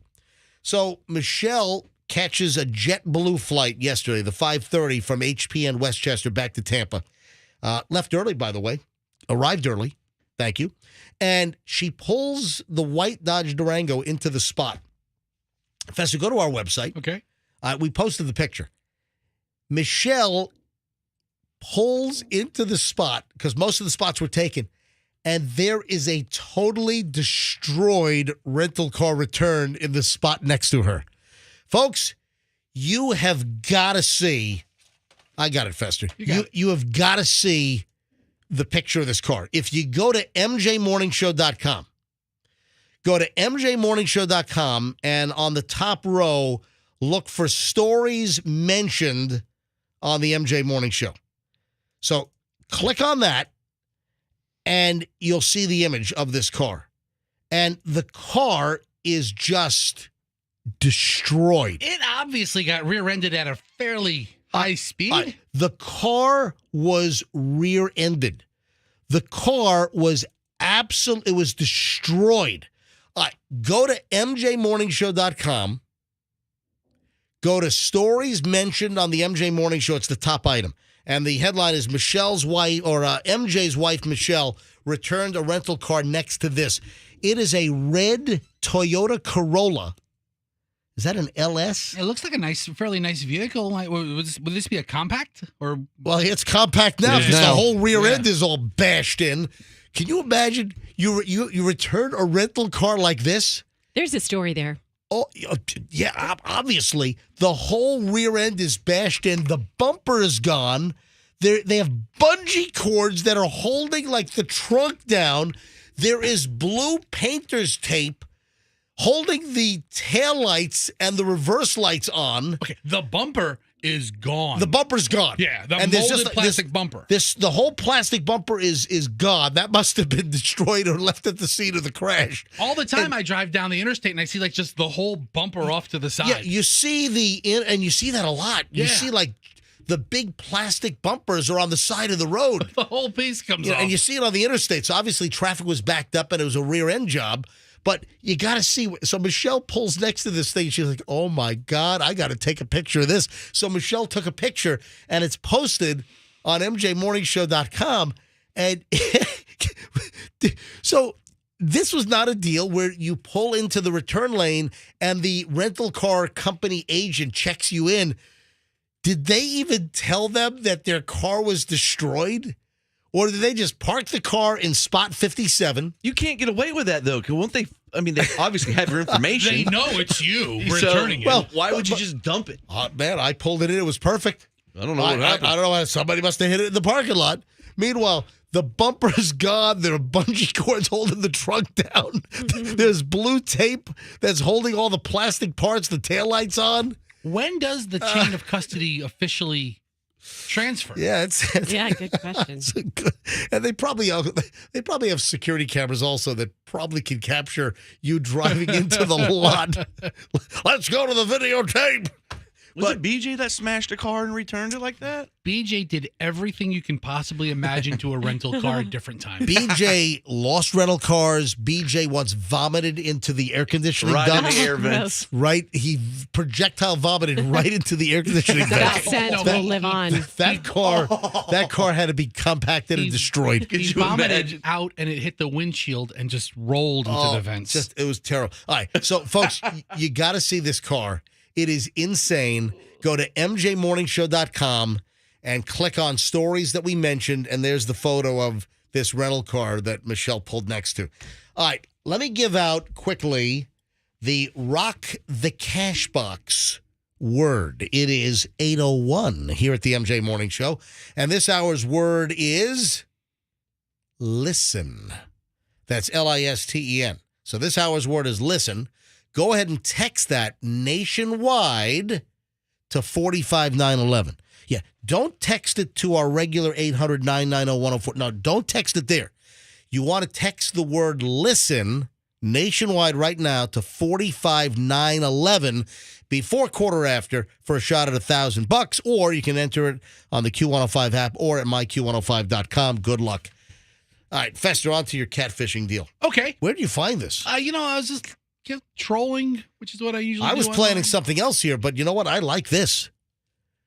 Am I boring you? Roxanne's yawning over here. I mean, and you tried to suppress that yawn. You didn't do the. I tried to capture it. You didn't do the full gaping mouth yawn. I saw you. You looked at me and you suppressed that yawn. And it looked more like a snarl. No, your face was all getting contorted, like you were having some kind of a Bell's palsy thing or something going on over there. All right, So the headline is reverse catfishing really a thing? So it's not catfishing, it's reverse catfishing. How is that possible? You act like you're ugly? Okay. Yeah. Bingo. That's it. Bingo. Who would do that? Okay, but here's why. Test people. Yeah, exactly. Catfishing is when you put pictures of you looking better than you really look, or maybe pictures of somebody else completely. Yeah, you use somebody that's like smoking hot, and then you have a date, they come pick you up, and you look like you were hit by a train. Okay, that's the most extreme levels of catfishing. But MJ, Is that funny to you? Yeah. even you have talked about how a lot of younger people heavily edit every photo that they take. So you're expecting somebody that looks like this, and they just don't look like their photo. That falls into the catfishing category because it's not the bill of goods that's being sold. All right, so explain, what is this from? You saw this where? I saw it on a website that I don't think I've ever been, dazeddigital.com. It's a life and culture website. A life and culture website. Can you text me that? Because I want to. Yeah, I'll check it out. I want to visit this website. Maybe there's some other good stuff on here. So on this Dazed website, is reverse catfishing really a thing? In our attention economy, dating app users are trying out a new tactic to get matches: ugly photos.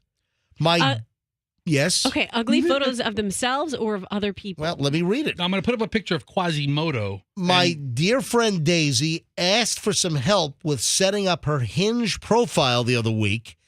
Are there too many pictures of me with a drink? Do I look like an alcoholic? She asked, sliding her phone over to me and her other friend Holly. No, Holly said, wrinkling her nose, but it's too normal. You need to show people that you're a bit weird, a bit interesting.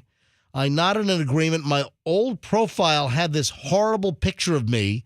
I was at a festival in the rain, no makeup on, with the hood of my waterproof jacket up. I looked so ugly. Daisy looked baffled, and understandably so. Why would I put an ugly photo on a dating app? Everyone has heard of catfishing, when someone presents themselves as better than they are in real life on social media platforms or dating apps. They might heavily edit their photos, or in extreme cases, use photos of somebody else entirely. But now people are doing precisely the opposite of this, presenting themselves as worse than they are in real life, supposedly to pleasantly surprise their date when they actually meet up. Wow. So you want to essentially under-promise and over-deliver? Over-deliver. Yes, Froggy. Wow. That's that's quite devious. That's the biggest word I've ever heard Froggy use. What, over-deliver? Devious? Over-deliver. That's what I base my life on, sir. Under-delivering. Reverse catfishing. But what happens if your picture is so that you don't get the quality? You don't get the hits, exactly, or the quality that you're looking for because you've got such a lame, lousy photo. The logic is, if somebody does click your photo, then they're not into beauty. They're not into the whole vanity thing. And so you're going to get somebody who maybe you have a chance of making a more real connection with. So somebody that's more of a real human being with, better intentions than somebody just looking for a, wham, bam, thank you, ma'am. Or what is the equivalent of a dude? So you got wham, bam, thank you, ma'am. So what's the dude version of that? Is there one? You mean to a girl just wanting to just hook up? So what is the male equivalent of wham, bam, thank you, ma'am? Is there all right, let's go to phones on this. Again, Fester just brought this to my attention. I had no plans on doing this, but I like it. And I hear they show a bunch of TikTok videos of pretty women who they post photos of themselves with no makeup on. No, I've seen their those. Hair not done. Goofy faces. And this I've seen on social media. Now, I hate TikTok.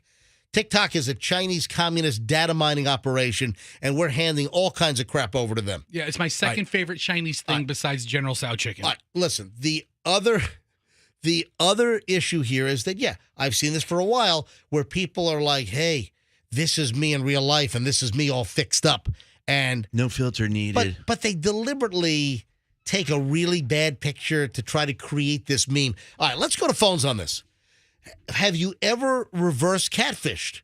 Or have you, because typically all you hear about is, met somebody on a dating app, I'm swiping right, I'm swiping to whatever, on Tinder, on this, on Hinge.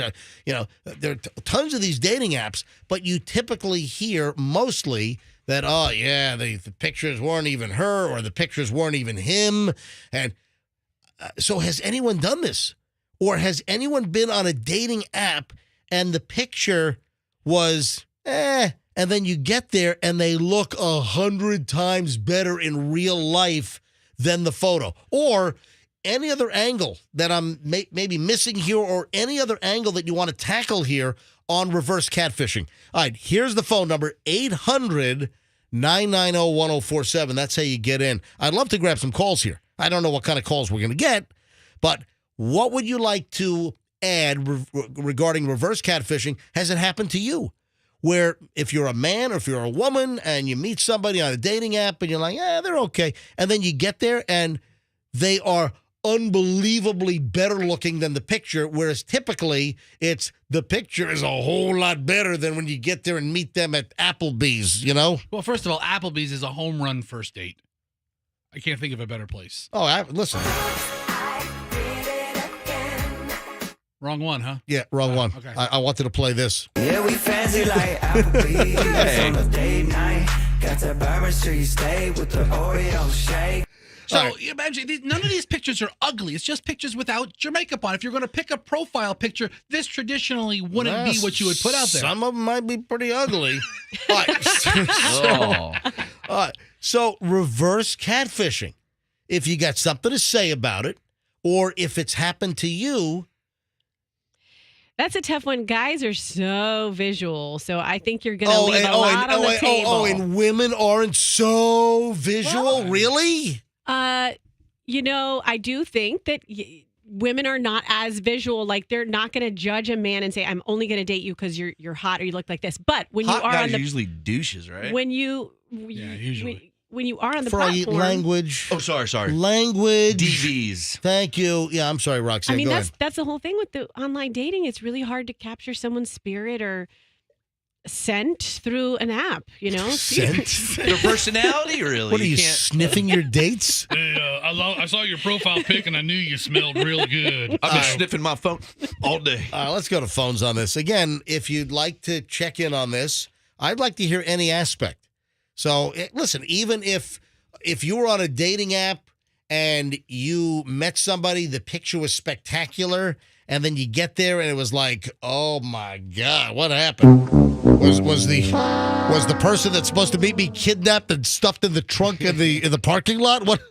All right. So any aspect, or again, the reverse catfishing where you meet up with somebody and they're so much better looking in person, or any aspect, or if you know that this happened to somebody, just any angle on this. 800-990-1047 is how you get in.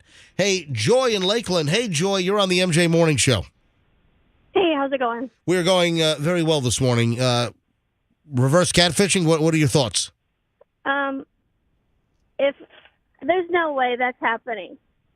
Coming from a user of Hinge. Hold on a minute. You're saying there's no way that somebody is putting up an ugly photo and then showing success with it. All right, so you're saying that there's no way that someone is putting up a bleh photo and having success. Right. And you're on Hinge, is that what you're saying? Yes. So I can tell you I'm putting up, decent photos, and I've been catfished more than I'd like to admit. And it's just from putting up, good photos and seeing the results from that, I don't really see much hope in putting, a little bit of a worse photo up. All right, so what you're saying is on Hinge, you put up a really good photo of yourself, and you're getting guys that are catfishing because okay, they're putting up better photos, and when you meet them, you got issues. So you're saying that you can't even imagine what you're going to get if you put up a lousy photo. Now, hey, just out of curiosity, Joy, tell us about your catfishing issues. So you meet somebody on Hinge. So you meet guys. Are they using their photo, or are they using like other photos? I've had ones where you can kind of clearly see that it's like almost too perfect of a photo, like a model. And eventually I would ask them to send me a picture, like a selfie, basically. And they looked absolutely nothing like the picture. Or I've had it where, their picture is from 20 years ago, when they're college, but they show up, to pick me up for a date or something. And it's like Fat John Goodman showing up. The beer belly, and certainly not what was advertised. By the way, I was trying to delineate between the skinnier John Goodman these days and the big old heavy John Goodman. All right, so have you ever had an accurate portrayal with Hinge? I have, but I'll be honest, I was off of social media for about 5 years, and the only reason I got back on social media was to screen people, because I was so sick of getting catfished. I said I need to screen people better. So I said, what's your Instagram, what's your Facebook, so I could troll on their social media sites to make sure it is. Are you having, Joy, before I let you go, are you having any luck? Have you met anyone decent on Hinge? Just when you think you meet somebody decent, there's just something weird about them. Yeah, like Jeffrey Dahmer? Yeah, it's just, things that you couldn't even hardly think of. I'm like, they'll go off of it for a week and come back on, but I'm not totally giving up. So how many guys have you, last question, how many guys have you made contact with on Hinge?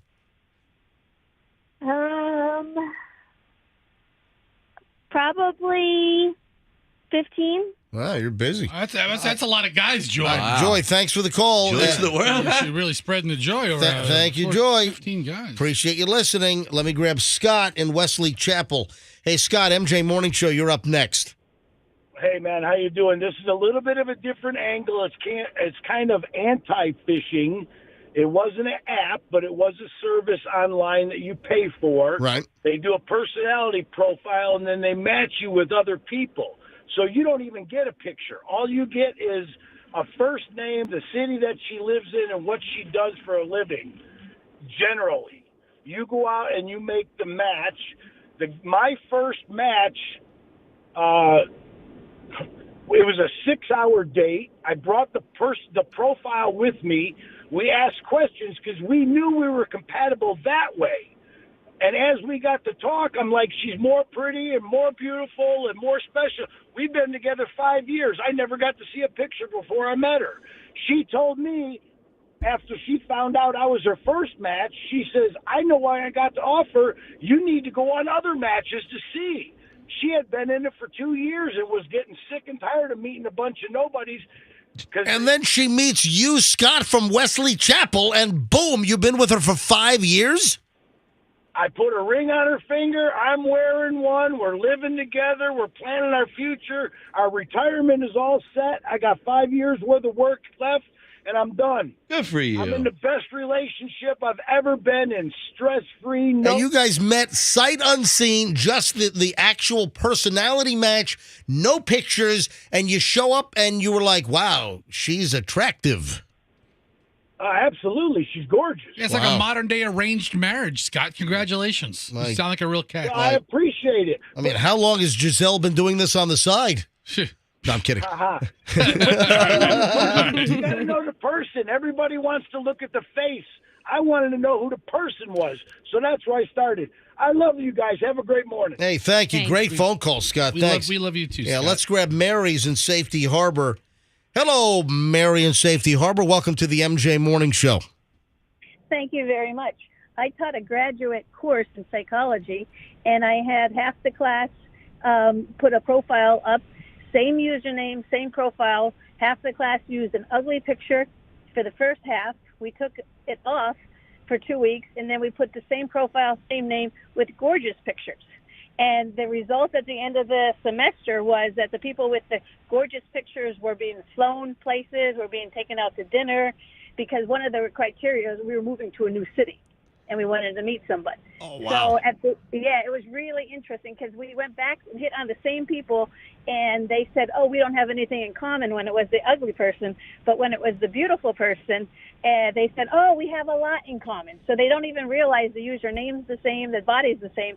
They were just looking at the face. Wow. Everything was the same from profile to profile except the picture. Wow.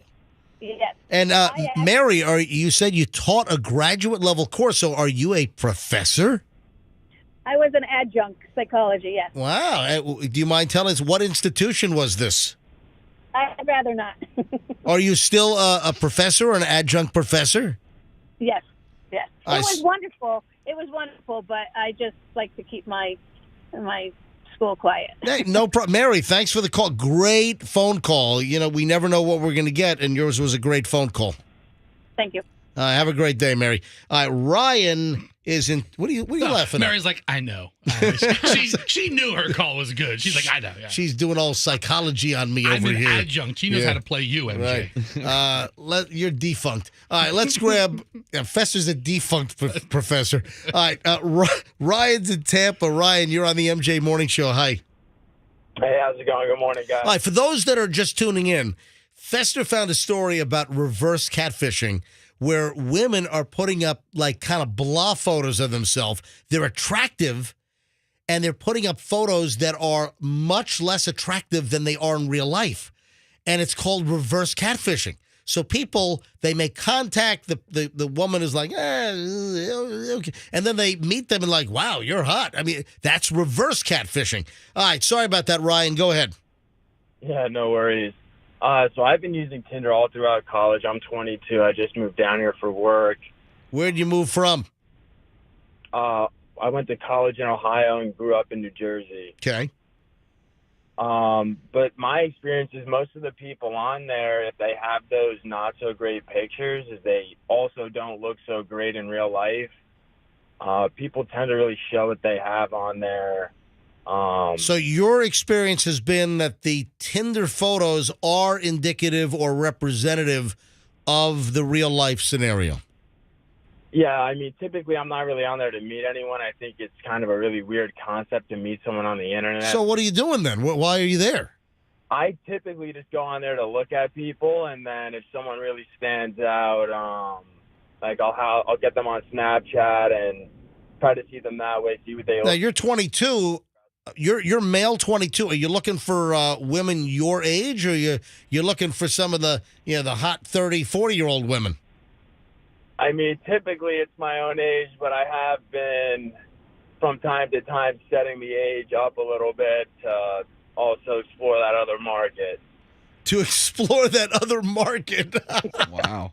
Thanks for the call, man. Oh, and Ryan, have you gone? So apparently it's mostly for entertainment value, but have you actually gone out on a Tinder date with somebody that you met? Yeah, I went on a couple of dates with some people off of Hinge. I feel like that's a much more appropriate platform for that. Tinder is really just to meet up, in my own opinion. And Ryan, by any chance, did you move down to the Tampa Bay area? Is your work in the marijuana-related field? No, it's not, but I do dabble in the field on my own time. Okay. Right. No, because you kind of sound like a dude, you know? Laid-back stoner. You kind of have the laid-back stoner sound, so I didn't know if you went to work for like one of the medical marijuana places or something, you know? No, I should probably look into that, though. I absolutely hate my job. Hold on. Wait, all right. Now, unless you want to give out the name of the place, what type of work do you do that you hate? What brought you from Ohio to the Tampa Bay area that you hate it? So I'm in financial services. I graduated from Ohio State with a finance degree, and it just really sucks. Oh man, I'm sorry. Right. Well, hopefully the MJ Morning Show can bring you a little happiness every morning. Yeah, well, you just named your entire... Oh, let the guy talk here. I'm trying to get some accolades here, and you're babbling. Go ahead, say that again. Every morning, going into work, I have to be in at 8:30. It just makes it a lot more bearable. Oh, I thank you, man. Festa, did you want to say something? He just named his entire company, so today's probably your last day. He didn't name his company. Okay. All right. Hey, Ryan, have a great day, buddy. Thank you, too. Later, dude. Did he not have the dude sound? Yeah, or what? he did. Sound like the old stoner call. It's like, dude, dude. Man. Yeah, hey, Roxanne, what's up? There's a texter that says instead of using glamour shots, she says her daughter uses fake natural pics, like pretend laughing or pretend eating in the profile photos. It'd be a similar thing. Yeah. Like off action, or unconventional shots. Yes, candid, but not really candid shots. Did he say where he worked? I thought I heard him say blank financial services. No, he just he said he's in financial services. Oh, I thought he said no. He didn't say who he worked for. I thought he said blank financial services company. No. He said that he's just in financial services. Oh, okay. He didn't say the name of the company. Oh, all right. Let me grab one more call here, and then we got to move on. Reverse catfishing is what we're talking about, but we're getting some really interesting stuff here. Jonas is in Clearwater. All right, Jonas, you got the last word on this. Go ahead. Good morning, guys. Hey. So I was just wondering, because it seems like in 2022, catfishing shouldn't even be a thing with so much technology and how simple it is to take a picture. So what I've encountered is if you get to meet someone and you build rapport and you're talking to them within the first 30 minutes to an hour, what I would generally do is, just to avoid any mishaps, is have them send a simple picture of their finger on their nose or something along those lines.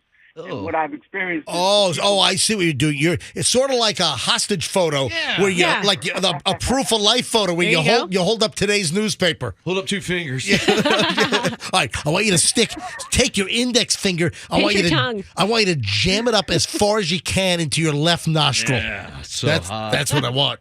I'm into nostril nose picking photos. It's a good one. It seems like that's just something simple, because I can't even understand how someone could go a period of time, months, or even when you watch the show, years, and it ends up not being the person that they were with, when it's so easy these days to get something like a picture or a simple video. So Listen, you're not wondering. Very good point. Thank you, Jonas. So that's a good little trick there. Is you ask someone to send you a current photo and ask them to do something specific in the photo.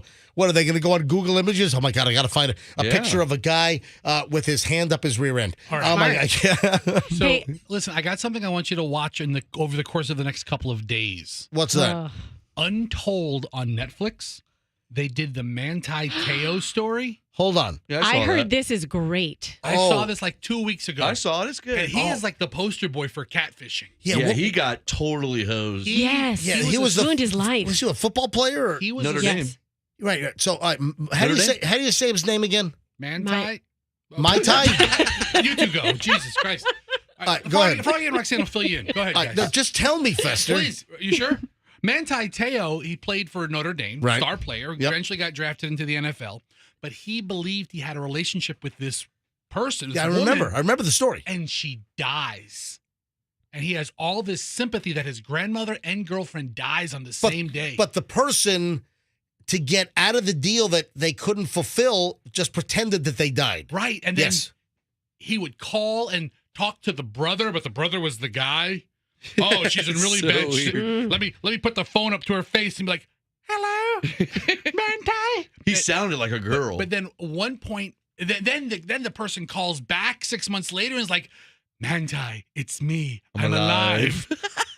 And the guy's on stage, That's right, for the Heisman Trophy presentation. Was that like 10 years ago? How long was that? I mean, maybe longer than that. And there's a Netflix documentary on this now? So to look from the outside, you think the guy's kind of a tool bag. But so it's called Untold, The Girlfriend Who Didn't Exist. Untold is a series of a bunch of, I think, sports-related stories. Gotcha. But the Manti Te'o one is phenomenal. I totally feel so bad for this guy.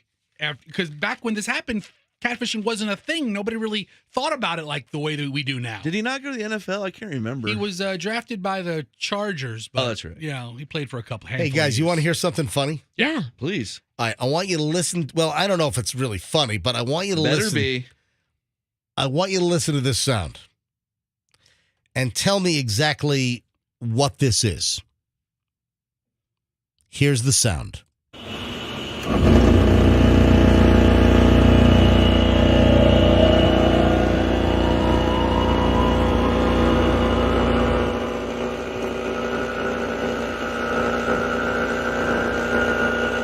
What is this sound? I mean, are you torturing somebody? It's almost over.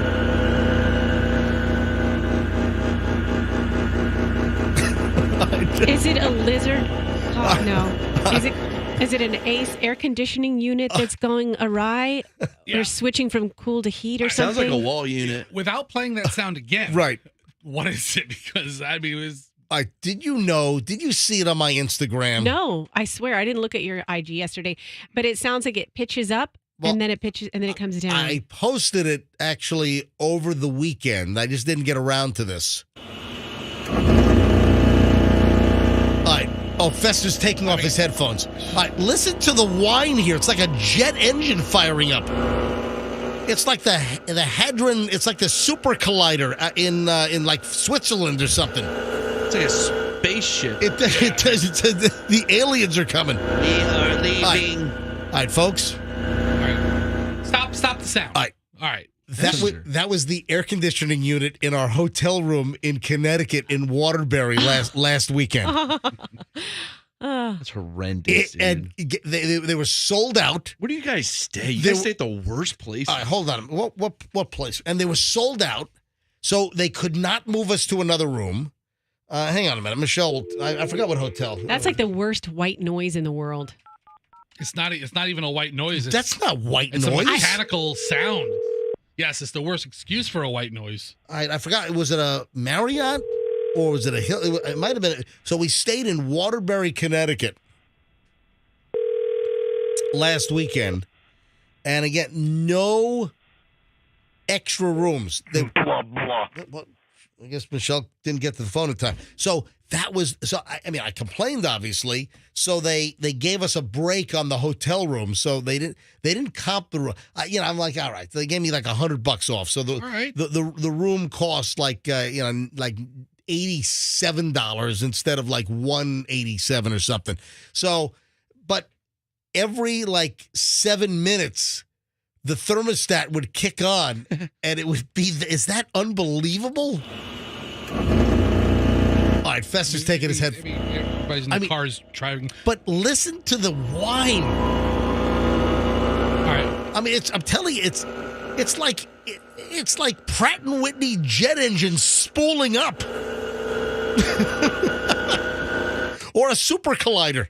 It's a particle accelerator in my freaking air conditioner. It was an LG.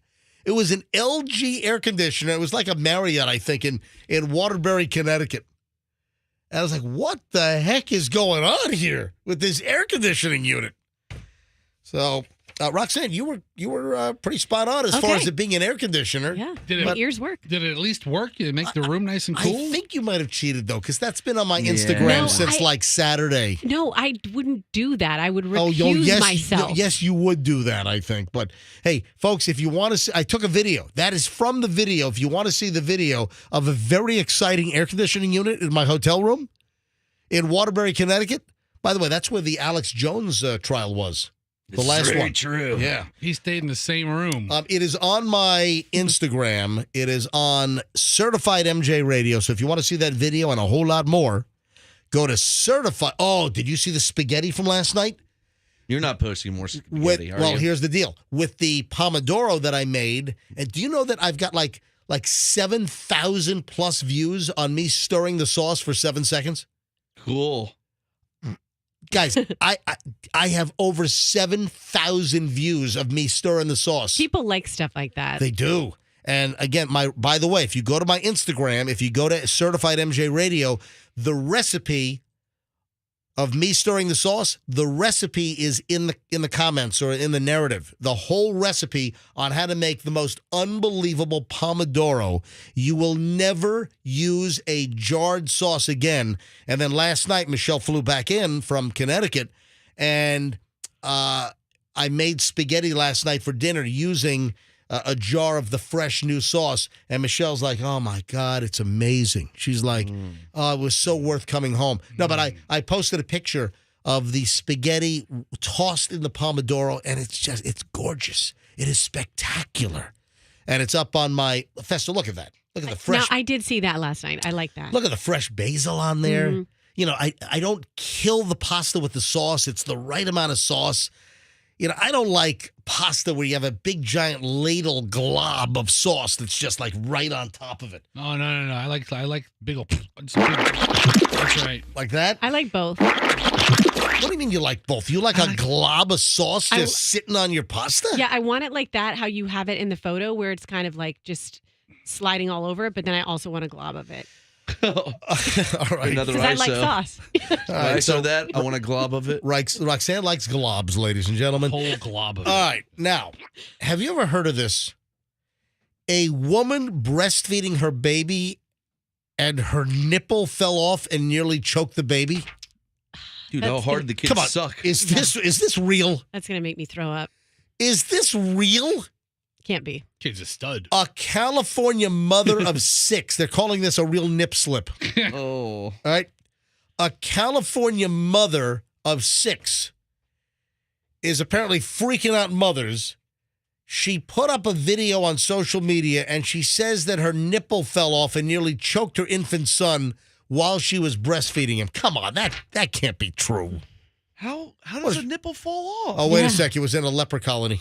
Oh. No, I'm kidding. No, I'm kidding. It wasn't. I'm joking. Explains. I'm joking.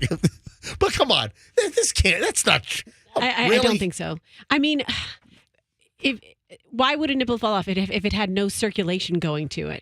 Right? Okay, but it has circulation going to it because it's the suction. I mean, like a skin tag when it just falls off? Yeah. I mean, would it shrivel up and die? Oh, that wasn't my nipple. That was just a giant skin tag. Well, you remember back in the day when I did the wart removal and I put it on my nipple?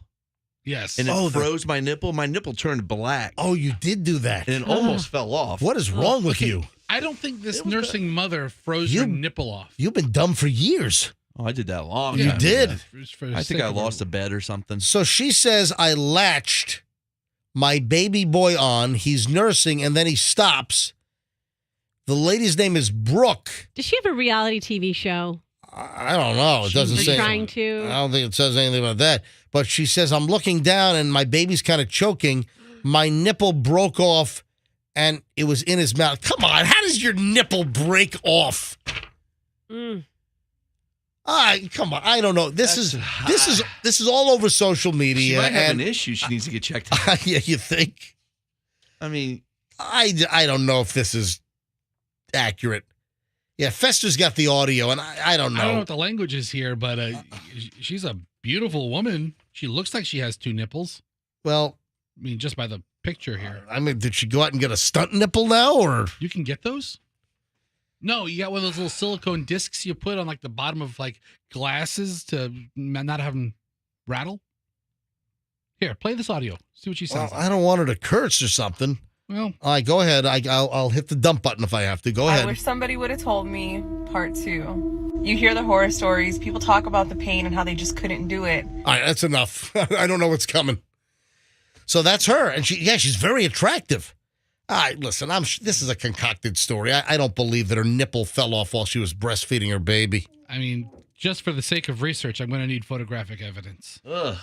The kids like chomp it off? In the cringeworthy clip, which has millions of views now, the 32-year-old stay-at-home mom explained that leading up to the harrowing event, her nipple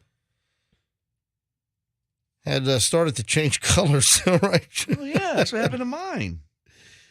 Anyway, and I found a story with Meghan McCain, and she was asking Twitter users for advice on breastfeeding. Meghan McCain? Yeah, and one of the Twitter users commented back to her that she had one of her nipples fall off because it got so dry. Get out of here! But then here. someone else was like, "No, that can't happen. You can get permanent cosmetic damage from like if they get too dry. That's where you're supposed to put that lanolin cream on them." And yeah, you want to prevent the chafing. Yes. Yeah. So maybe it's like dry skin, but not an actual. I don't know. So lanolin cream prevents chafing. Yeah, that you have to put that on. And so does Bond's Miracle Ointment. I got a couple of other uses for it. Hang on a sec. Andrew says grab calls here. Sue's in Pinellas Park. Hey, Sue, you're on the MJ Morning Show. Hi, guys. Yes, Sue. So I have a friend that had a breast reduction, and to make the breasts look fine and everything, they glued her nipples back on. Wait a second. Wait a minute. This is outrageous. What, with Elmer's? I don't know, but yeah, they glued them back on. I mean, you'd have to use something like a 3M, really, really strong. Use Gorilla Glue. Adhesive, right? Yes, something like that. Ow. The new Well, gorilla. they do use glue also for plastic surgery. Well, I think they use like a glue or an adhesive to close sutures, and I think But I don't know if you use model glue to put someone's nipples back on. Holding on body parts. Like you're putting on those googly eyes, you know? Yes. I know. Honest to God, that's what they did. Did you ever see triple nipple should donate their triple nipple to people who lose a nipple? My God, let's start my a God. nipple I know. donation, a nipple donation bank. Nipple fund. I just texted a lactation expert, so we'll see what we hear. All right, Sue, are you still friendly with the woman that had her nipples glued on? No, not anymore. All right, Sue, Yeah. thanks for the phone call. Yeah, that would be one of the deal breakers that would make me end a friendship too.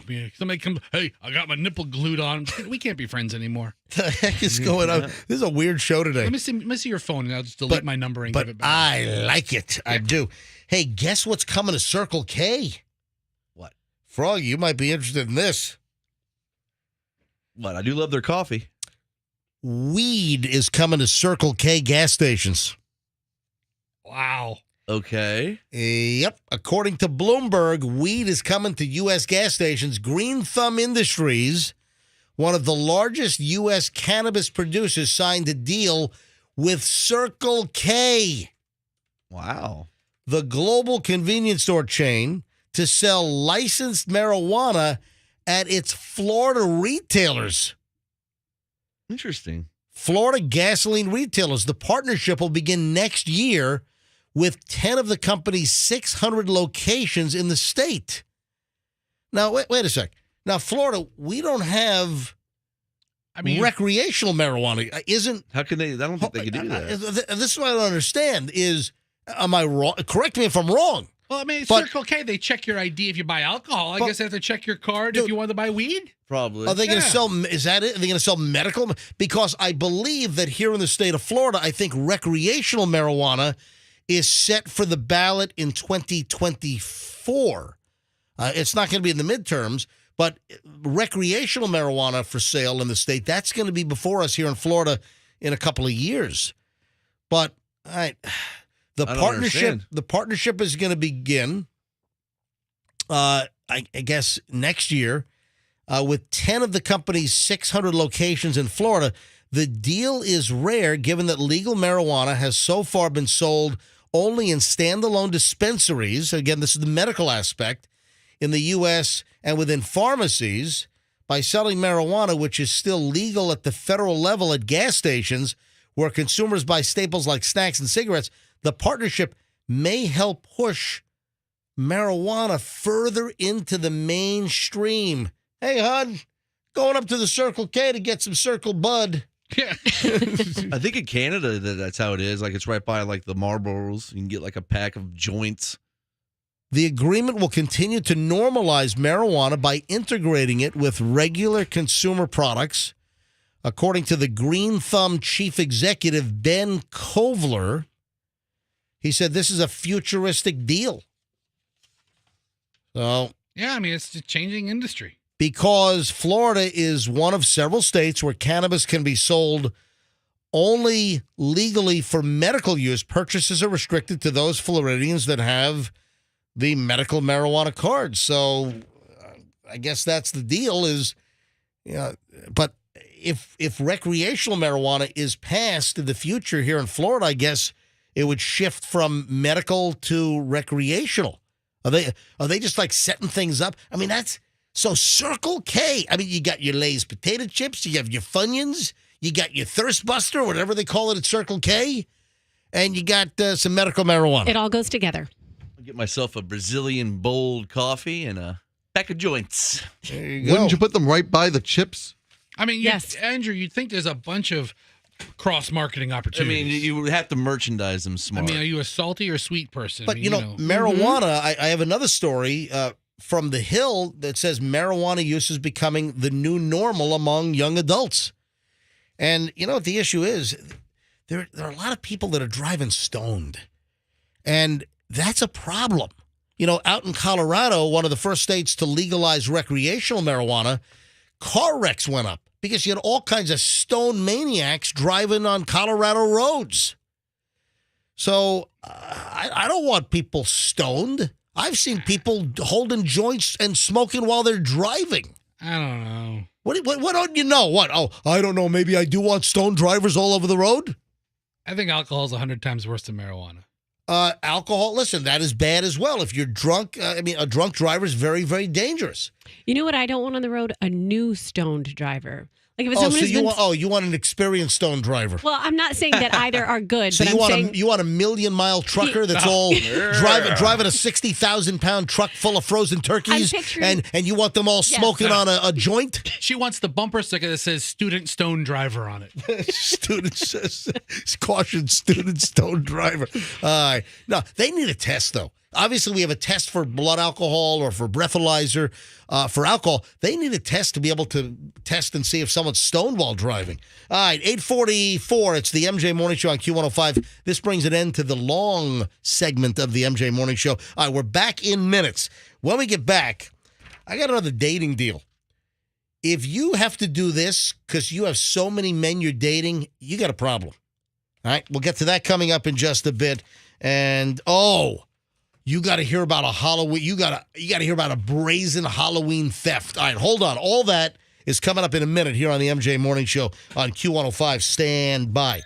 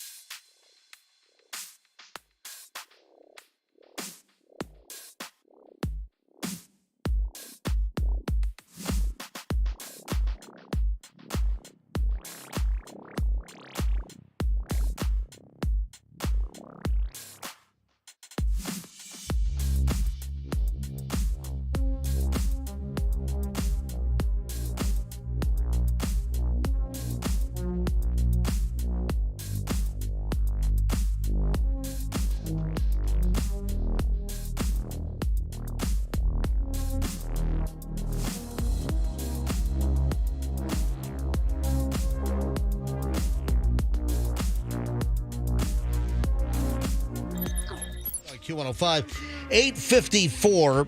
Roxanne, let me ask you a question.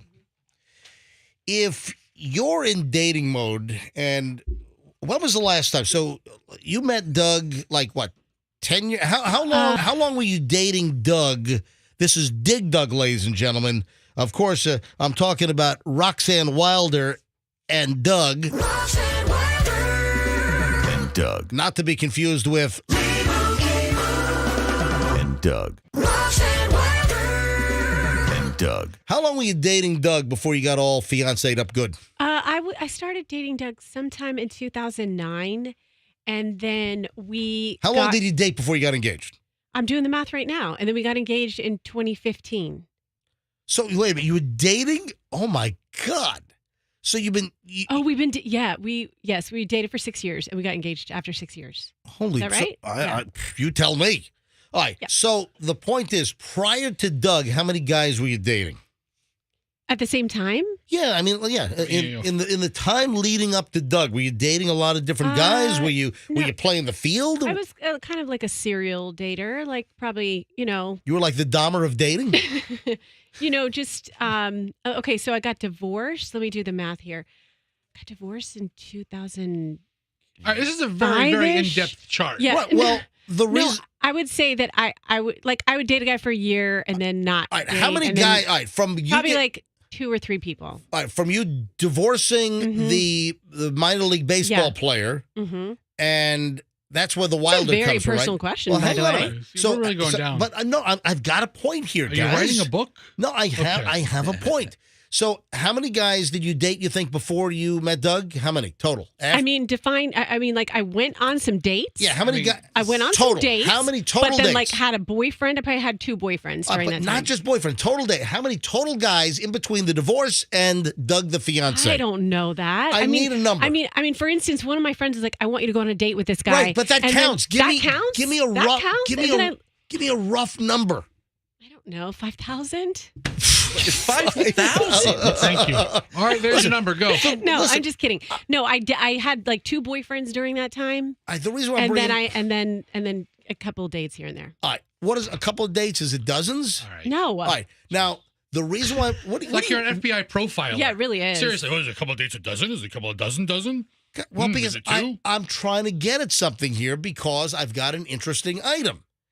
This woman says she's dating so many men that she has to put it on an Excel spreadsheet. Well, she's staying organized about it. Well, that's what she's saying.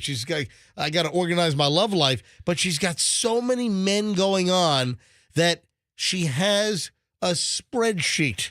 Jeez, she's a busy gal, huh? You got to keep everything organized. I mean, that seems to be a little ridiculous.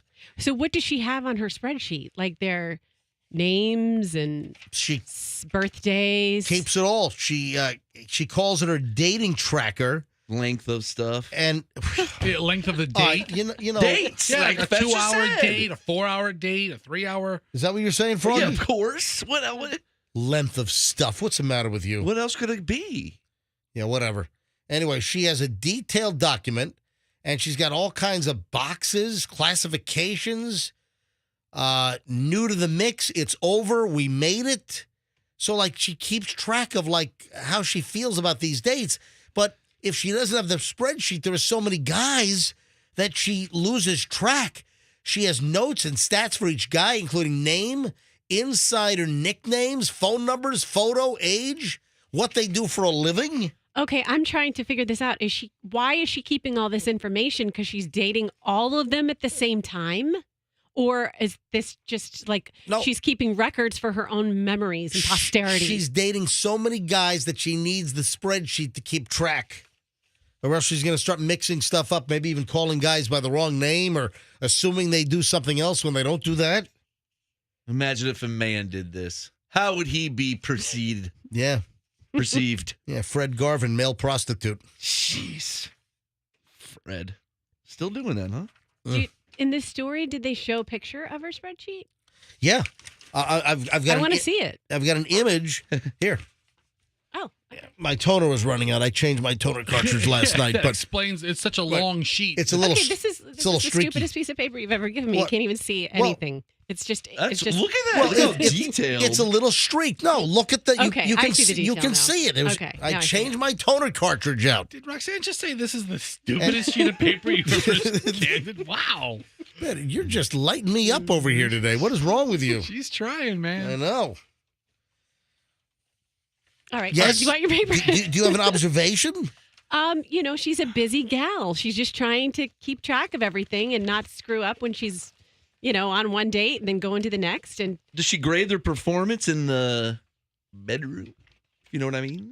That is not mentioned. What? Not mentioned as part of the spreadsheet. But such an analytical person that would keep that spreadsheet probably does. maybe she has some hidden cells, Mm-hmm. on her spreadsheet. Oh, yeah. Oh, that's right. You were an accounting major. Yes. You worked for one of the big 8. No, it was the big 5. I'm sorry. Not that old. Oh, yes, you are. Whoa. Jay, are you insane? I'm sorry. Oops. AJ's taking his Bite from- my tongue. I'm sorry. So you worked for Arthur Anderson. Yes. Before they collapsed with all the fraud. Right, with Enron. Were you part of the fraud? No, I was not part of the fraud. I left before the fraud happened. She was named in the suits. You invented the fraud, didn't you? And rocks. You schemed the whole thing. All right. So because you know cells and spreadsheets. Of course I do. I know my way around a spreadsheet. Are you a I like spreadsheets. Are you a CPA? Not anymore. No. No.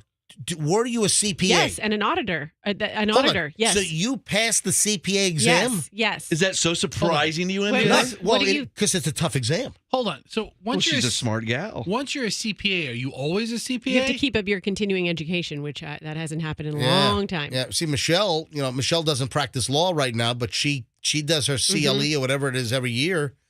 And Michelle keeps up her law license. I'm a licensed beautician. Where does she keep up the law license? Just in case she wants to lawyer again, or just in case? I retain Michelle as counsel. She's my first call. Yeah, Michelle will probably go back and do something. She's got people asking her all the time. Well, go. Stop talking about it. I need a lawyer. For what? Oh boy. What do you need a lawyer for? What don't I need a lawyer for? All kinds of things. All right, so we have a horrific Halloween theft that we have to talk about. And you want to talk about brazen. No bones about it. Little hint there. All right, hold on. We'll get to that in a second. First, though, hey, Andrew, do we have a toilet flush sound effect? Can you get that ready for me? And whenever I give you the finger, I need you just to hit the toilet flush. Give me a good power flush. Did you see that Tampa International Airport just won the best bathroom in America? Wow. They do have nice They bathrooms. really do. I was at TIA and I remember thinking, these are some really nice bathrooms. There's always somebody in there cleaning them. That's why. All right, now, Constantly. Tampa International literally just won an award for the best bathroom in America, courtesy of the Cintas Corporation. And the Cintas America, they showcase the best restrooms in America. Now, Cintas, they provide like janitorial supplies and uniforms, right? Yeah. Support stuff. Yeah, they used to be something. They used to have another name prior to Cintas, which everyone would recognize, but Cintas. All right, I got to call Bo Zimmer. Remember Bo Zimmer? Yeah, of course. Bo Zimmer was a longtime reporter at Channel 10, Tampa Bay's 10. Grandson of Don Zimmer. Yeah, and you know that Bo Zimmer, he left Channel 10, and Bo Zimmer is in the communications department at Tampa International Airport. Oh. So if I've got some toilet questions and he's in Tampa International Communications, who am I going to call? I legit thought he was in luggage handling. You thought When I heard he was working at the airport, I'm like, what is he, like unloading the planes? 'Cause that's a workout, man. It is, man. You want to get in good shape, you get a job unloading the planes. I'm calling Bo Zimmer's cell phone here. All right. So, I mean, listen, if I've got toilet questions, I think Bo Zimmer's going to be able to answer them. Hey there, this is Bo. Hello, Bo. It's MJ and the crew live on Q105. Welcome. What a day. What a couple weeks it's been. We're just racking up some awards here at the airport. All right. So, Bo, now in communications, Bo Zimmer, you remember from Channel 10, is now in communications at Tampa International Airport. All right, so hold on. What else has happened at Tampa International beside the best toilet? Are you crazy, MJ? Do you live under a rock? TIA's been all over the news. For the best airporter, right? Well, airport. They always hold on. Let Bo. Let him communicate. He's in communications. All right, Bo. Why don't you go ahead and sing the accolades? Yeah, well, I mean, the slogan of the airport is America's favorite airport, but J.D. Power actually just officially ranked us number one airport in North America as part of their annual customer satisfaction. Oh, you know what? I did see that on the sign when you leave the airport. I did see that.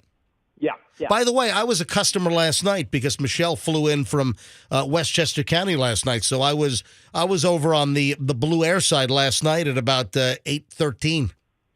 Beautiful, beautiful. So I don't know if you've had a chance to see some of our new restrooms, but that was the other big news out of yesterday was we were named America's best restroom by Cintas, which is a big company, and they do an annual award ceremony for looking at all restrooms across America, and Tampa International Airport, our brand new, newly renovated restrooms at Airside C were honored in a big award yesterday. So what do you get, like a golden toilet plaque? What do they give you? Well, there is a plaque. It does not go over the toilet. It'll go at the entrance, and there's a rug that actually they lay down at the front. They're going to roll out a best airport toilet in America rug? Absolutely, yes. Yeah, and it's not the toilet. It's the entire restroom. The whole thing. Right. Right. Yeah. And I'm sorry, toilet is just a funny word, all right? Yeah. Well, in some of the press releases that we put out yesterday to kind of put this news out there, we said Tampa International Airport takes the throne. So, no crap. Yeah, we don't take any crap. Here was the other thing in planning for this, because we had a few days notice knowing this was coming. Sometimes we have a cake to celebrate and things like that. And our marketing team was trying to come up with what would be a good item that we could give out, as a little treat for people. And they came up with these toilet paper cookies. Oh. So in other words, cookies in the shape of toilet paper that we handed out at the event yesterday. Those were a big. Are they chocolate covered? Oh my gosh. There was some talk of actually having actual toilet paper with the airport logo on it, but they decided that might be a bad idea. Yeah, that's a good call. Let's eat the toilet paper instead. Now, Bo, let me ask you a question. Now Airside C, the primary airline at Airside C is what, Southwest? Yeah, Southwest, obviously one of our biggest carriers at Tampa International Airport, but there are a few others out there. Alaska is out there. Avello, which is one of our brand new. Oh, that's right. Avello, yeah, Avello. So you got Southwest, you've got Alaska, Avello. Who else operates out of Airside C? And then another big one, Breeze, which actually launched their entire airline last year out of Tampa International Airport. Yeah, they're flying the Airbus 220s. And beautiful plane. Yeah, and Breeze, well, the 220 is that is a Bombardier, right? That was because Airbus bought the Bombardier series, I believe, and right. And those planes are now made right up in Alabama. So they actually made some of those aircraft for Breeze and brand new, flew them into Tampa International Airport as that airline had to go through the certification process. So we had a bunch of these brand new Airbus planes that had never been flown on sitting at Tampa International Airport. And a lot of people don't realize this, that the founder of JetBlue, he started Breeze. Correct. Yes, you are correct. Well, listen, Bo Zimmer, man, it is just amazing that now Tampa International, and you know what? I concur because, a lot of times you'll hear, oh, yeah, we won the award for the best of this. And there are a lot of times where I say, that's BS. That's not. But when you hear that Tampa International is always on the lists of like the best airports in the world, it is true. It is, it's absolutely, positively true. And I've been traveling all over the world with the family. For decades and decades. I've been in virtually every state. I've been in many, many countries. I'm going to tell you right now that Tampa International Airport, as far as airports go, it is just one of the easiest, most convenient airports. And I tell people all the time that we've got the best airport in the world, and that's not true. I'm not blowing smoke. I'm not looking for anything free like a toilet paper cookie or something. And it's a great place to work, too. Hey, one other tidbit Yeah. I just found out because we just got an email. Apparently, there's a picture of our CEO holding the award up in Times Square, up on the big NASDAQ billboard in Times Square. So Cintas bought an ad up in Times Square, and we've got Tampa International Airport winning this award up there, up in Times Square, which is pretty cool. I thought that was awesome. Now, Bo, let's say we wanted to do, you know what? Could we sign up for the morning show after the show? Could we do that tour of the airport? Because you guys started doing the airport tours again, right?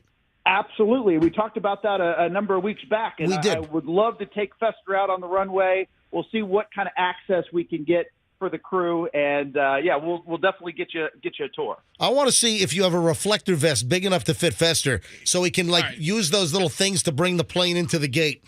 Admittedly, Bo, you probably need 2 vests. We'll have to do a front and a back. So I was at the airport a couple of weeks ago. Bo, there was a line of people waiting to take a photo next to the flamingo. Oh, yeah, the flamingo. Yeah. It's insane. Yeah, and that's officially finished now. We had a big event that was scheduled with the artists coming down, and then obviously we had the hurricane. But, it's officially finished now. It has that beautiful reflective ceiling tiles that make it look like this bird is dipping down into the water. Yeah, if you haven't seen it, there is a massive, 17-foot tall, floor-to-ceiling flamingo, this huge pink flamingo in the middle of Tampa International Airport now, and it's really pretty cool. I walked right by it because I got off my Delta flight on Sunday morning. I flew in also on Sunday, and I flew in and I walked right by it because I did the economy parking, which I find very convenient and easy for half the price. So I did economy, so I walked right by the flamingo past P.F. Chang's to get to the tram.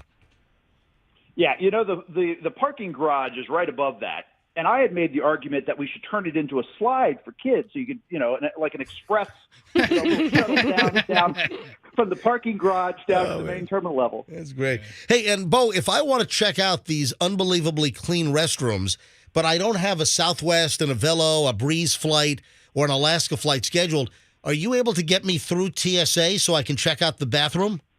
I will definitely be able to show you this restroom. It is amazing. It looks really nice. And then typically for passengers who do have, flights at the airport, but let's say you want to go over to one of the other air sides, you can go up to the information desk, and sometimes they're able to get you a pass to get through over there if you want to try one of the other restaurants. Exactly. All right, so here's the deal. Bo, next week, can we maybe pick a day and we'll all come over right after the morning show at 10 o'clock and do the airport tour? You pick the day, we'll make it happen. And you'll take us out on the ramp? Absolutely. Oh man, that's great. Can I load luggage? Let's not go crazy. I'll have to see. I'll have to see what the TSA rules are on that. We don't just let anybody load the luggage, but we could probably get some clearance for Fester to do something. Thanks, man. I want to drive I want to drive the tug. I want to take a plane out of the gate. You got to be careful with those. Every once in a while, I hear this from time to time where one of those will back into a plane. Yeah. Or, well, trust me, that's something Fester would do. Yeah. Let me ride that, Bo. Fester will dent one of those brand new Breeze airplanes. So we would have to get a massive insurance policy. Let me just put it that way. Hey, Bo Zimmer, formerly Channel 10, now Communications at Tampa International Airport. All right, Bo, we'll be in touch. We're coming out for a tour. I'm waiting for it. All right, man. See you later. Look at that. Best airport in the world or in America, best toilets now in an airport in America. All the awards coming to us. What's next? He's good. Bo knows airports, right? Yeah, Bo knows. Bo knows. He sure does. He knows his stuff. You want to hear something brazen? I love brazen stuff. Somebody stole one of those 13-foot tall skeletons right out of someone's yard in the middle of the day. Not like Billy Joel. Was that in the middle of the night? Yeah, River of Dreams. Yeah, was right? that in the middle of the night? In the middle of the night. You know what? Everybody loves that song. Oh, it's Andrew, not his greatest work. What happened to the toilet sound effect? You guys just started talking. Andrew, what happened to the toilet sound effect? We blew it. You never called for it. You said when I point my finger. When I point to you. She had it on hot standby. All right, so I'll point now. Go ahead. Oh, man. I told Andrew to get the toilet on hot standby since Tampa International has the best toilets in America, best bathroom, cleanest bathroom in America now. And I didn't give him the finger for the toilet flush. Where was I? Oh, so, man, this takes some cojones here. In Texas, there is video of a car pulling up in front of a house and literally disassembles that 14-foot skeleton. You know, the ones that they sell at Home Depot? Yeah. Yeah, you see them next to the lawnmowers? This is like the third year of those skeletons. Yeah, they've been around for a while now. It happened in Austin, Texas, and surveillance video caught a vehicle pulling in front of a house. A neighbor's security camera captured a car pulling up at about 4:45 p.m. this past Saturday, and the footage shows a woman in a white SUV, and she's just taking apart the skeleton in broad daylight in the middle of the yard. She's taking the damn thing apart piece by piece. Woman. It's a woman who then takes the Halloween 14-foot giant skeleton and puts it in her white SUV and then takes off. It's like Dahmer when he stole the thing piece by piece. Stole this, what was it, a model? Mummy? The mannequin? Oh, the mannequin, yeah. Mannequin? The mannequin. I couldn't think of the word. It's the you say mummy? Mummy. I'm a dummy. It's a mannequin. Yeah, just take the arm, put it in a bag. That Jeffrey Dahmer took. How is it? I would imagine it'd take a long time to take apart that skeleton. It's not quick. It's like a 2.5-minute video they have of her, and she doesn't even have the whole thing disassembled. I mean, and she's shoving it in the back. I mean, that takes some total nuggets to pull in front of a house and rip off their giant. And those things are like, what, $300, right? Yeah, it they're sounds not right. cheap. Yeah. Froggy, come here. Look at this video. She carries the whole skeleton like on its side, and she's just trying to jam it in the back of her SUV. You gotta be a terrible person. I mean, who does this? This past Saturday, Austin, Texas. I mean, it's not like you're stealing something small.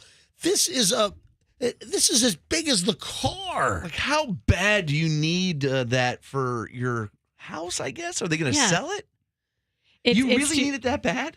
Maybe she's selling it on the black market, the black Halloween decoration market. It is $299. Yeah, $300. I thought it was. It's out of stock everywhere. You can't get it unless you boost it off of somebody's front yard. They also have like the Grim Reaper one now. That's the one my dogs were barking at. If you want to see a funny video, there's a giant 14-foot tall, like Grim Reaper looking thing. And that's another. They've expanded the collection of these giant, oversized Halloween statues. And there's video of my dogs. The first day that the neighbors put this thing up, I'm walking the dogs and they're like barking ferociously at it. Yeah, that's up on my Instagram at Certified MJ Radio. That's Certified MJ Radio. I just thought that was brazen. And then I don't know what's going on with bonfires, but do you remember the bonfire story that we had last week? At the homecoming, or was that a couple of weeks ago? No, it was a homecoming. Okay. And it was explosion. It was in Florida. The police department said something like, "We're officially out of the bonfire business." Exactly. They did. Yeah. The sheriff in Bay County. That's right. So Bay County, this is just, I think it was was it Lynn Haven?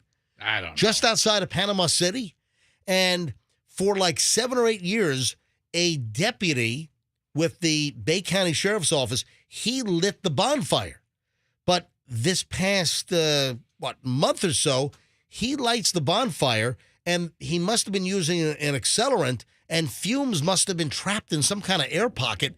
And when he lit it, the damn thing blew up, and it hurled like shipping pallets, those wooden shipping pallets. It hurt. I mean, this guy's lucky he didn't get a giant stake of wood just jammed right through his back. Because the audio, and again, just as a refresher, because now we have another bonfire story.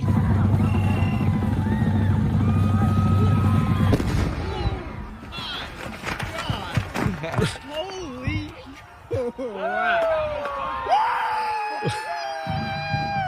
So you could hear the explosion. It was a big pile of wood, including pallets, the pallets that they put merchandise on, and they set up on racks at like Home Depot or Sam's Club or Costco, whatever. Tell you what, you want to see a fire jump up, you stack up some pallets. That video is unbelievable. So drum roll, he throws the item in, and then you hear the explosion. And they're going, oh my God. Anyway, the sheriff of Bay County said, son, we're out of the bonfire business. I mean, luckily no one got hurt, but then we have another one. Now, guess what? Out in Bay County, they were lucky. First of all, the deputy didn't, get hurt. But there's another bonfire that happened near Pulaski, Wisconsin. I guess 'tis the season for like bonfires gone bad. It's homecoming season. Pulaski? I never heard of that place. Pulaski? Oh, like what? You've heard of every city and town in America? Oh, in Wisconsin, at least. Every city except for wacky Pulaski. Yeah. So, listen to this one. 17 were hurt. 17 were hurt at a bonfire. And guess what? It was at a homecoming weekend for the high school football team's dominant win just hours earlier. About 8 feet from the fire, Brandon Brejkowski, 18, was chatting with his friend Sam when he saw a large fuel drum being placed into the flames. Oh, no. They threw a large drum of fuel. The damn thing explodes. What are they, nuts? So they throw a large fuel drum into the flames, and Brandon asked Sam if it was going to blow up. It was that very second that it all happened, and it was very fast. The drum was filled with diesel fuel, exploded during the party, attended by 30 to 40 Pulaski High School students and recent graduates. 17 people were taken to multiple hospitals with injuries in the Green Bay area. Is that unbelievable? That's horrible. It is horrible. I mean, luckily nobody was killed. Yeah, it's pretty sad. Is there video footage of the... There must be, because the explosion rocked the town of nearly 3,900 residents. It's about 15 miles northwest of Green Bay. Fester, see if we can find video. Yeah, I'm looking at... Is this the story? Fire explosion in Shawano County. Family tells 12 News Lily Kellner was visiting friends near Pulaski when someone threw an accelerant into the bonfire. Yeah, a barrel of detectives diesel. are asking witnesses and victims to come forward. The sheriff's office says 30 to 40 people may have been injured. Some patients were airlifted to Milwaukee for treatment. Airlifted? To the GoFundMe for the Brookfield girl at WISN.com/links. Oh, they don't have video. Come on. WISN's Wisconsin's news leader. I need video of this thing. So I had 17 hurt, and now they're saying maybe 30 to 40, and some were airlifted. Wow. Oh, my God. That's unbelievable. I want to get into the bonfire business. All right. You saw that Kevin Bacon was murdered, right? Oh, no. Yeah, talk about 6 degrees of separation that he wish he had. Wait, are you serious? Yeah, Kevin Bacon was murdered. What, is there a pig named Kevin Bacon or something? No, it's just a guy named Kevin Bacon. But really? Yeah, not the actor. Not the actor. No, okay. just Thank God. Another guy named Kevin Bacon. We need the Bacon Brothers to keep playing. Yeah, exactly. Oh, that's right. They have a band, don't they? If your last name's Bacon and you have a son, do you name him Kevin? And I have a little concern, folks, because my health might be at serious risk. Oh, no. All right, hold on. We got a lot of stuff to get to next. Don't move. We're back in minutes on the MJ Morning Show here on Q105. Hey, if you have a bonfire...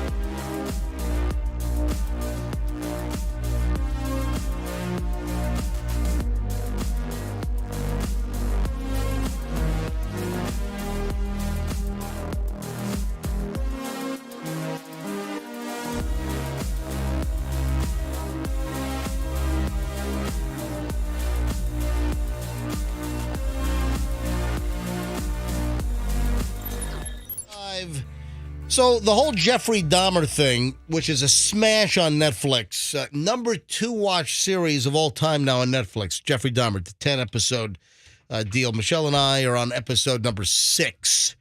We took a little break. We watched actually an episode up in Connecticut, up in the hotel room.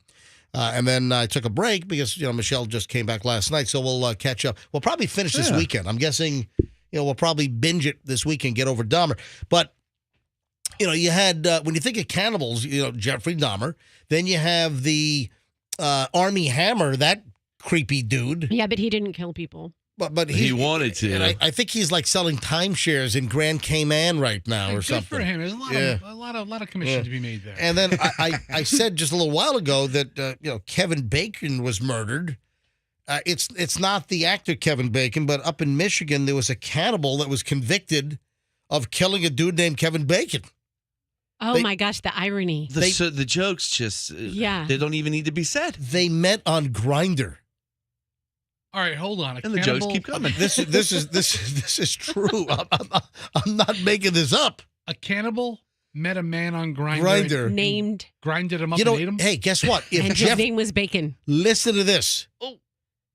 If Jeffrey Dahmer were alive today, he'd be on Grindr. No kidding. Let's talk about that for a minute.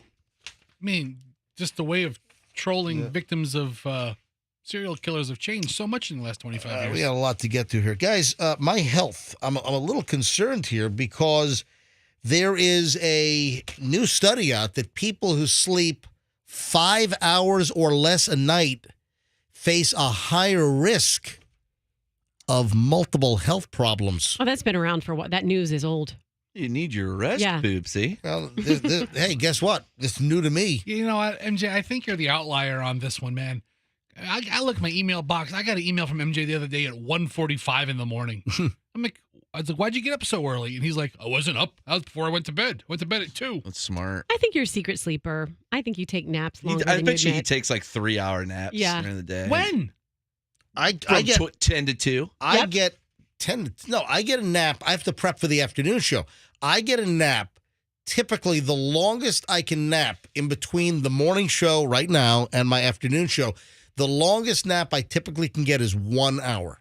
And you're going to be tired. It probably averages 30 to 40 minutes is what my naps average, but sometimes I can eke out an hour. Now, at night, when I'm doing my prep and Michelle and I are, after dinner, we're sitting in the living room, I'm working, I've got my Surface Pro in my lap, thanks to Don, the IT guy. And you're shirtless. It's true, I do take my shirt off. Ew. So DonTheITGuy.com, where we outfitted all of us with Surface Pro 8s.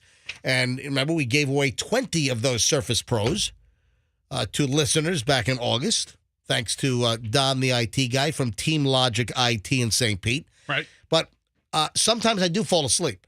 So, I might have fallen asleep for like an hour or so last night. So when I start working, let's say, I typically carve out like 7:30 to midnight to prep for the morning show. But, yeah, there are times where I'll fall asleep for an hour. But as far as continuous sleep, I typically average about 4 hours a night. It's because you don't work you work, but you don't work. You know what I'm saying? Your work's easy.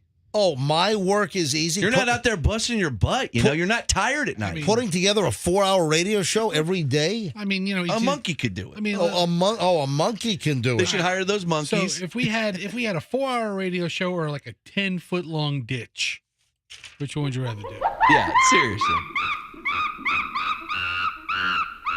Think of me and how hard I work, slaving over a hot computer. Well, Danny, the world needs ditch diggers, too. They sure do. Yeah. Fester's a working man. He goes and hits the lots after this. No, there's a new study out. Nearly 8,000 civil servants in the UK were studied who had no chronic disease at age 50. No, I'm good. No, right? And for those that... For those that were age 50, their sleep was tracked, and people who slept 5 hours or less a night faced a 30% higher risk that they would develop multiple chronic diseases. Hello, you know what? I didn't get a good night's sleep after I turned 50. Me either. It's real bollocks. I got chronic disease in my liver. What accent are you doing? Where you from? You a Geordie? Who knows?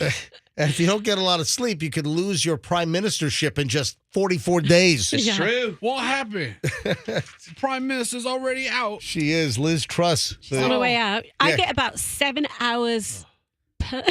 So listen to this. Over there. So, 7 hours per night and an hour and a half during the day. You get 7 hours at night? How much rest do you need? Hold on. What time do you go to bed?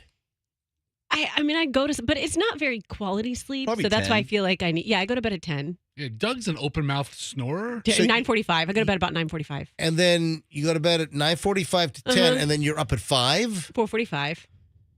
Okay. Okay. I have a new bed that tells you how good you sleep. And Whoa. What do you mean you have a bed that tells you how well you sleep? It's not how good you, how well you it's like a select number. So you wake up in the morning, it's like, you slept like crap. No, there you have an app, and it tells you the hour by hour how you slept. And I'm going to jolt you awake every 9 minutes Yeah. because you're a prick. It's like... This bed really has some issues with me. But it scores you every day. And every day, Kim is like a 95, and I'm like a 15. Because I toss and turn, and I sleep. I don't sleep. Hold on. You guys have the sleep number bed? Yes. Wasn't it once called like Select Comfort or something? Then Select Comfort is what it is. Yeah. All right. So when did you get that bed? The Labor Day sale. Not the Columbus Day sale? No. Labor Day sale. I mean, it used to be. Did they like him? That bed used to be like a pool floaty. No, it's really I'm seriously. nice. Originally, that bed was like a bunch of blow-up pool rafts inside a shell. I'm telling you. The other day, I was like, I'm feeling a little stiff. How about you drop me about 15 notches? Oh, yeah, that's the ticket. That's the ticket. And then, all right. Then how much you pay? How much you pay for this thing? That's about $100,000. No. How do you get scored on it? Like, how do you get a good? It just is it based on how much you move? The bed, how much you move and how restless you are, and it judges your breathing and everything. You wet the bed at 2:13 a.m. If you had two kids in there in the middle, sandwich, does that go? I would into never let factor, my kids sleep in my factor bed. into the. Are you still letting your kids sleep with you? One of them does. Which one? The baby does now. The big girl finally got over. She's moved on. She's in her own room. Well, why don't you work your other kid, your little 2.5-year-old, out of your bed because you'll get more quality sleep. Yeah, she gets 8.5 hours combined, but she's really getting like 2. Exactly. How about the fact that you tell your little 2.5-year-old to be a big girl like your daughter who's 5? And it's time to sleep in your own bed like a big girl, like your sister. You know what it is? Have you tried working that psychology? No, I haven't. You're a bad parent. No, I really don't mind, and I feel like she benefits from conversations that Doug and I have at night. Like I feel like she's learning more vocabulary and stuff just based because she used to sleep in her. She slept in her bed by herself till she was 2. She's only recently come into our bed. The 2.5-year-old. Well, stop it. Why you're letting it like saturate or marinate? You're letting it. And if she's wetting your bed, really. So you got just stop it. I like it. I hate to break it to you, but I like it. It's bonding time. Look at my bed score last night. Pretty good, huh? All right, Froggy's handing me. Hold on, That's my score last night. Your bed connects to an app. Yeah, I got a sleep score. How much was this bed? I don't know. It was like a couple thousand. It was on sale. It was the Memorial Day. Yeah, Memorial Day. Memorial Day, Labor Day. Hold on, Memorial Day. That's what it was. Was it the 4th of July extravaganza? Was it May 4th of July. It was the 4th of July sale. Was it May, July, or September that you got your bed? It was one of the 3. Did you just drop my phone? Yes. Oh, okay. You know, I didn't see many Columbus Day sales. That's really taboo now. Oh, yeah, it is. Yeah, Columbus was canceled. Yeah, sorry. Columbus was totally canceled. And it also tells you when you're turned on at night. No, I'm just kidding. Hey, so you had a 71 sleep score last night. That wasn't that. It's not a good score. That's a D. Hold on. Kim is texting you. So Kim is listening. A text just came in. Labor Day, and we got half off. Oh, yeah, Labor Day. Told you. Dude, that was just a month and a half ago we just you got the It's bed. brand new. It's pretty nice, huh? There you go. It gives you a sex score. Half off. It's like, wow, that was a quick one. Yeah, the bed only knows if you're turned on if you roll over. I mean, if you lay on your back, it has no idea. You've got erectile dysfunction.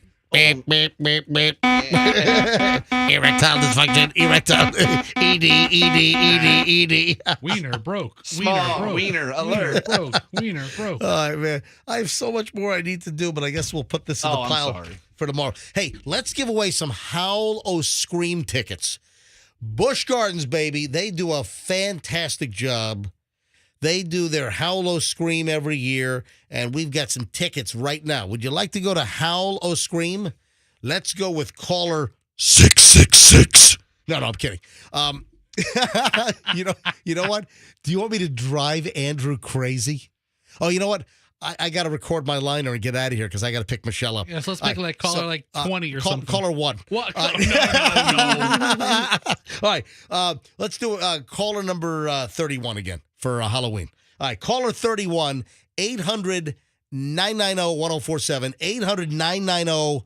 800-990-1047. Caller 31. You'll get Howl O Scream Busch Gardens tickets right now. So good luck. Hey, before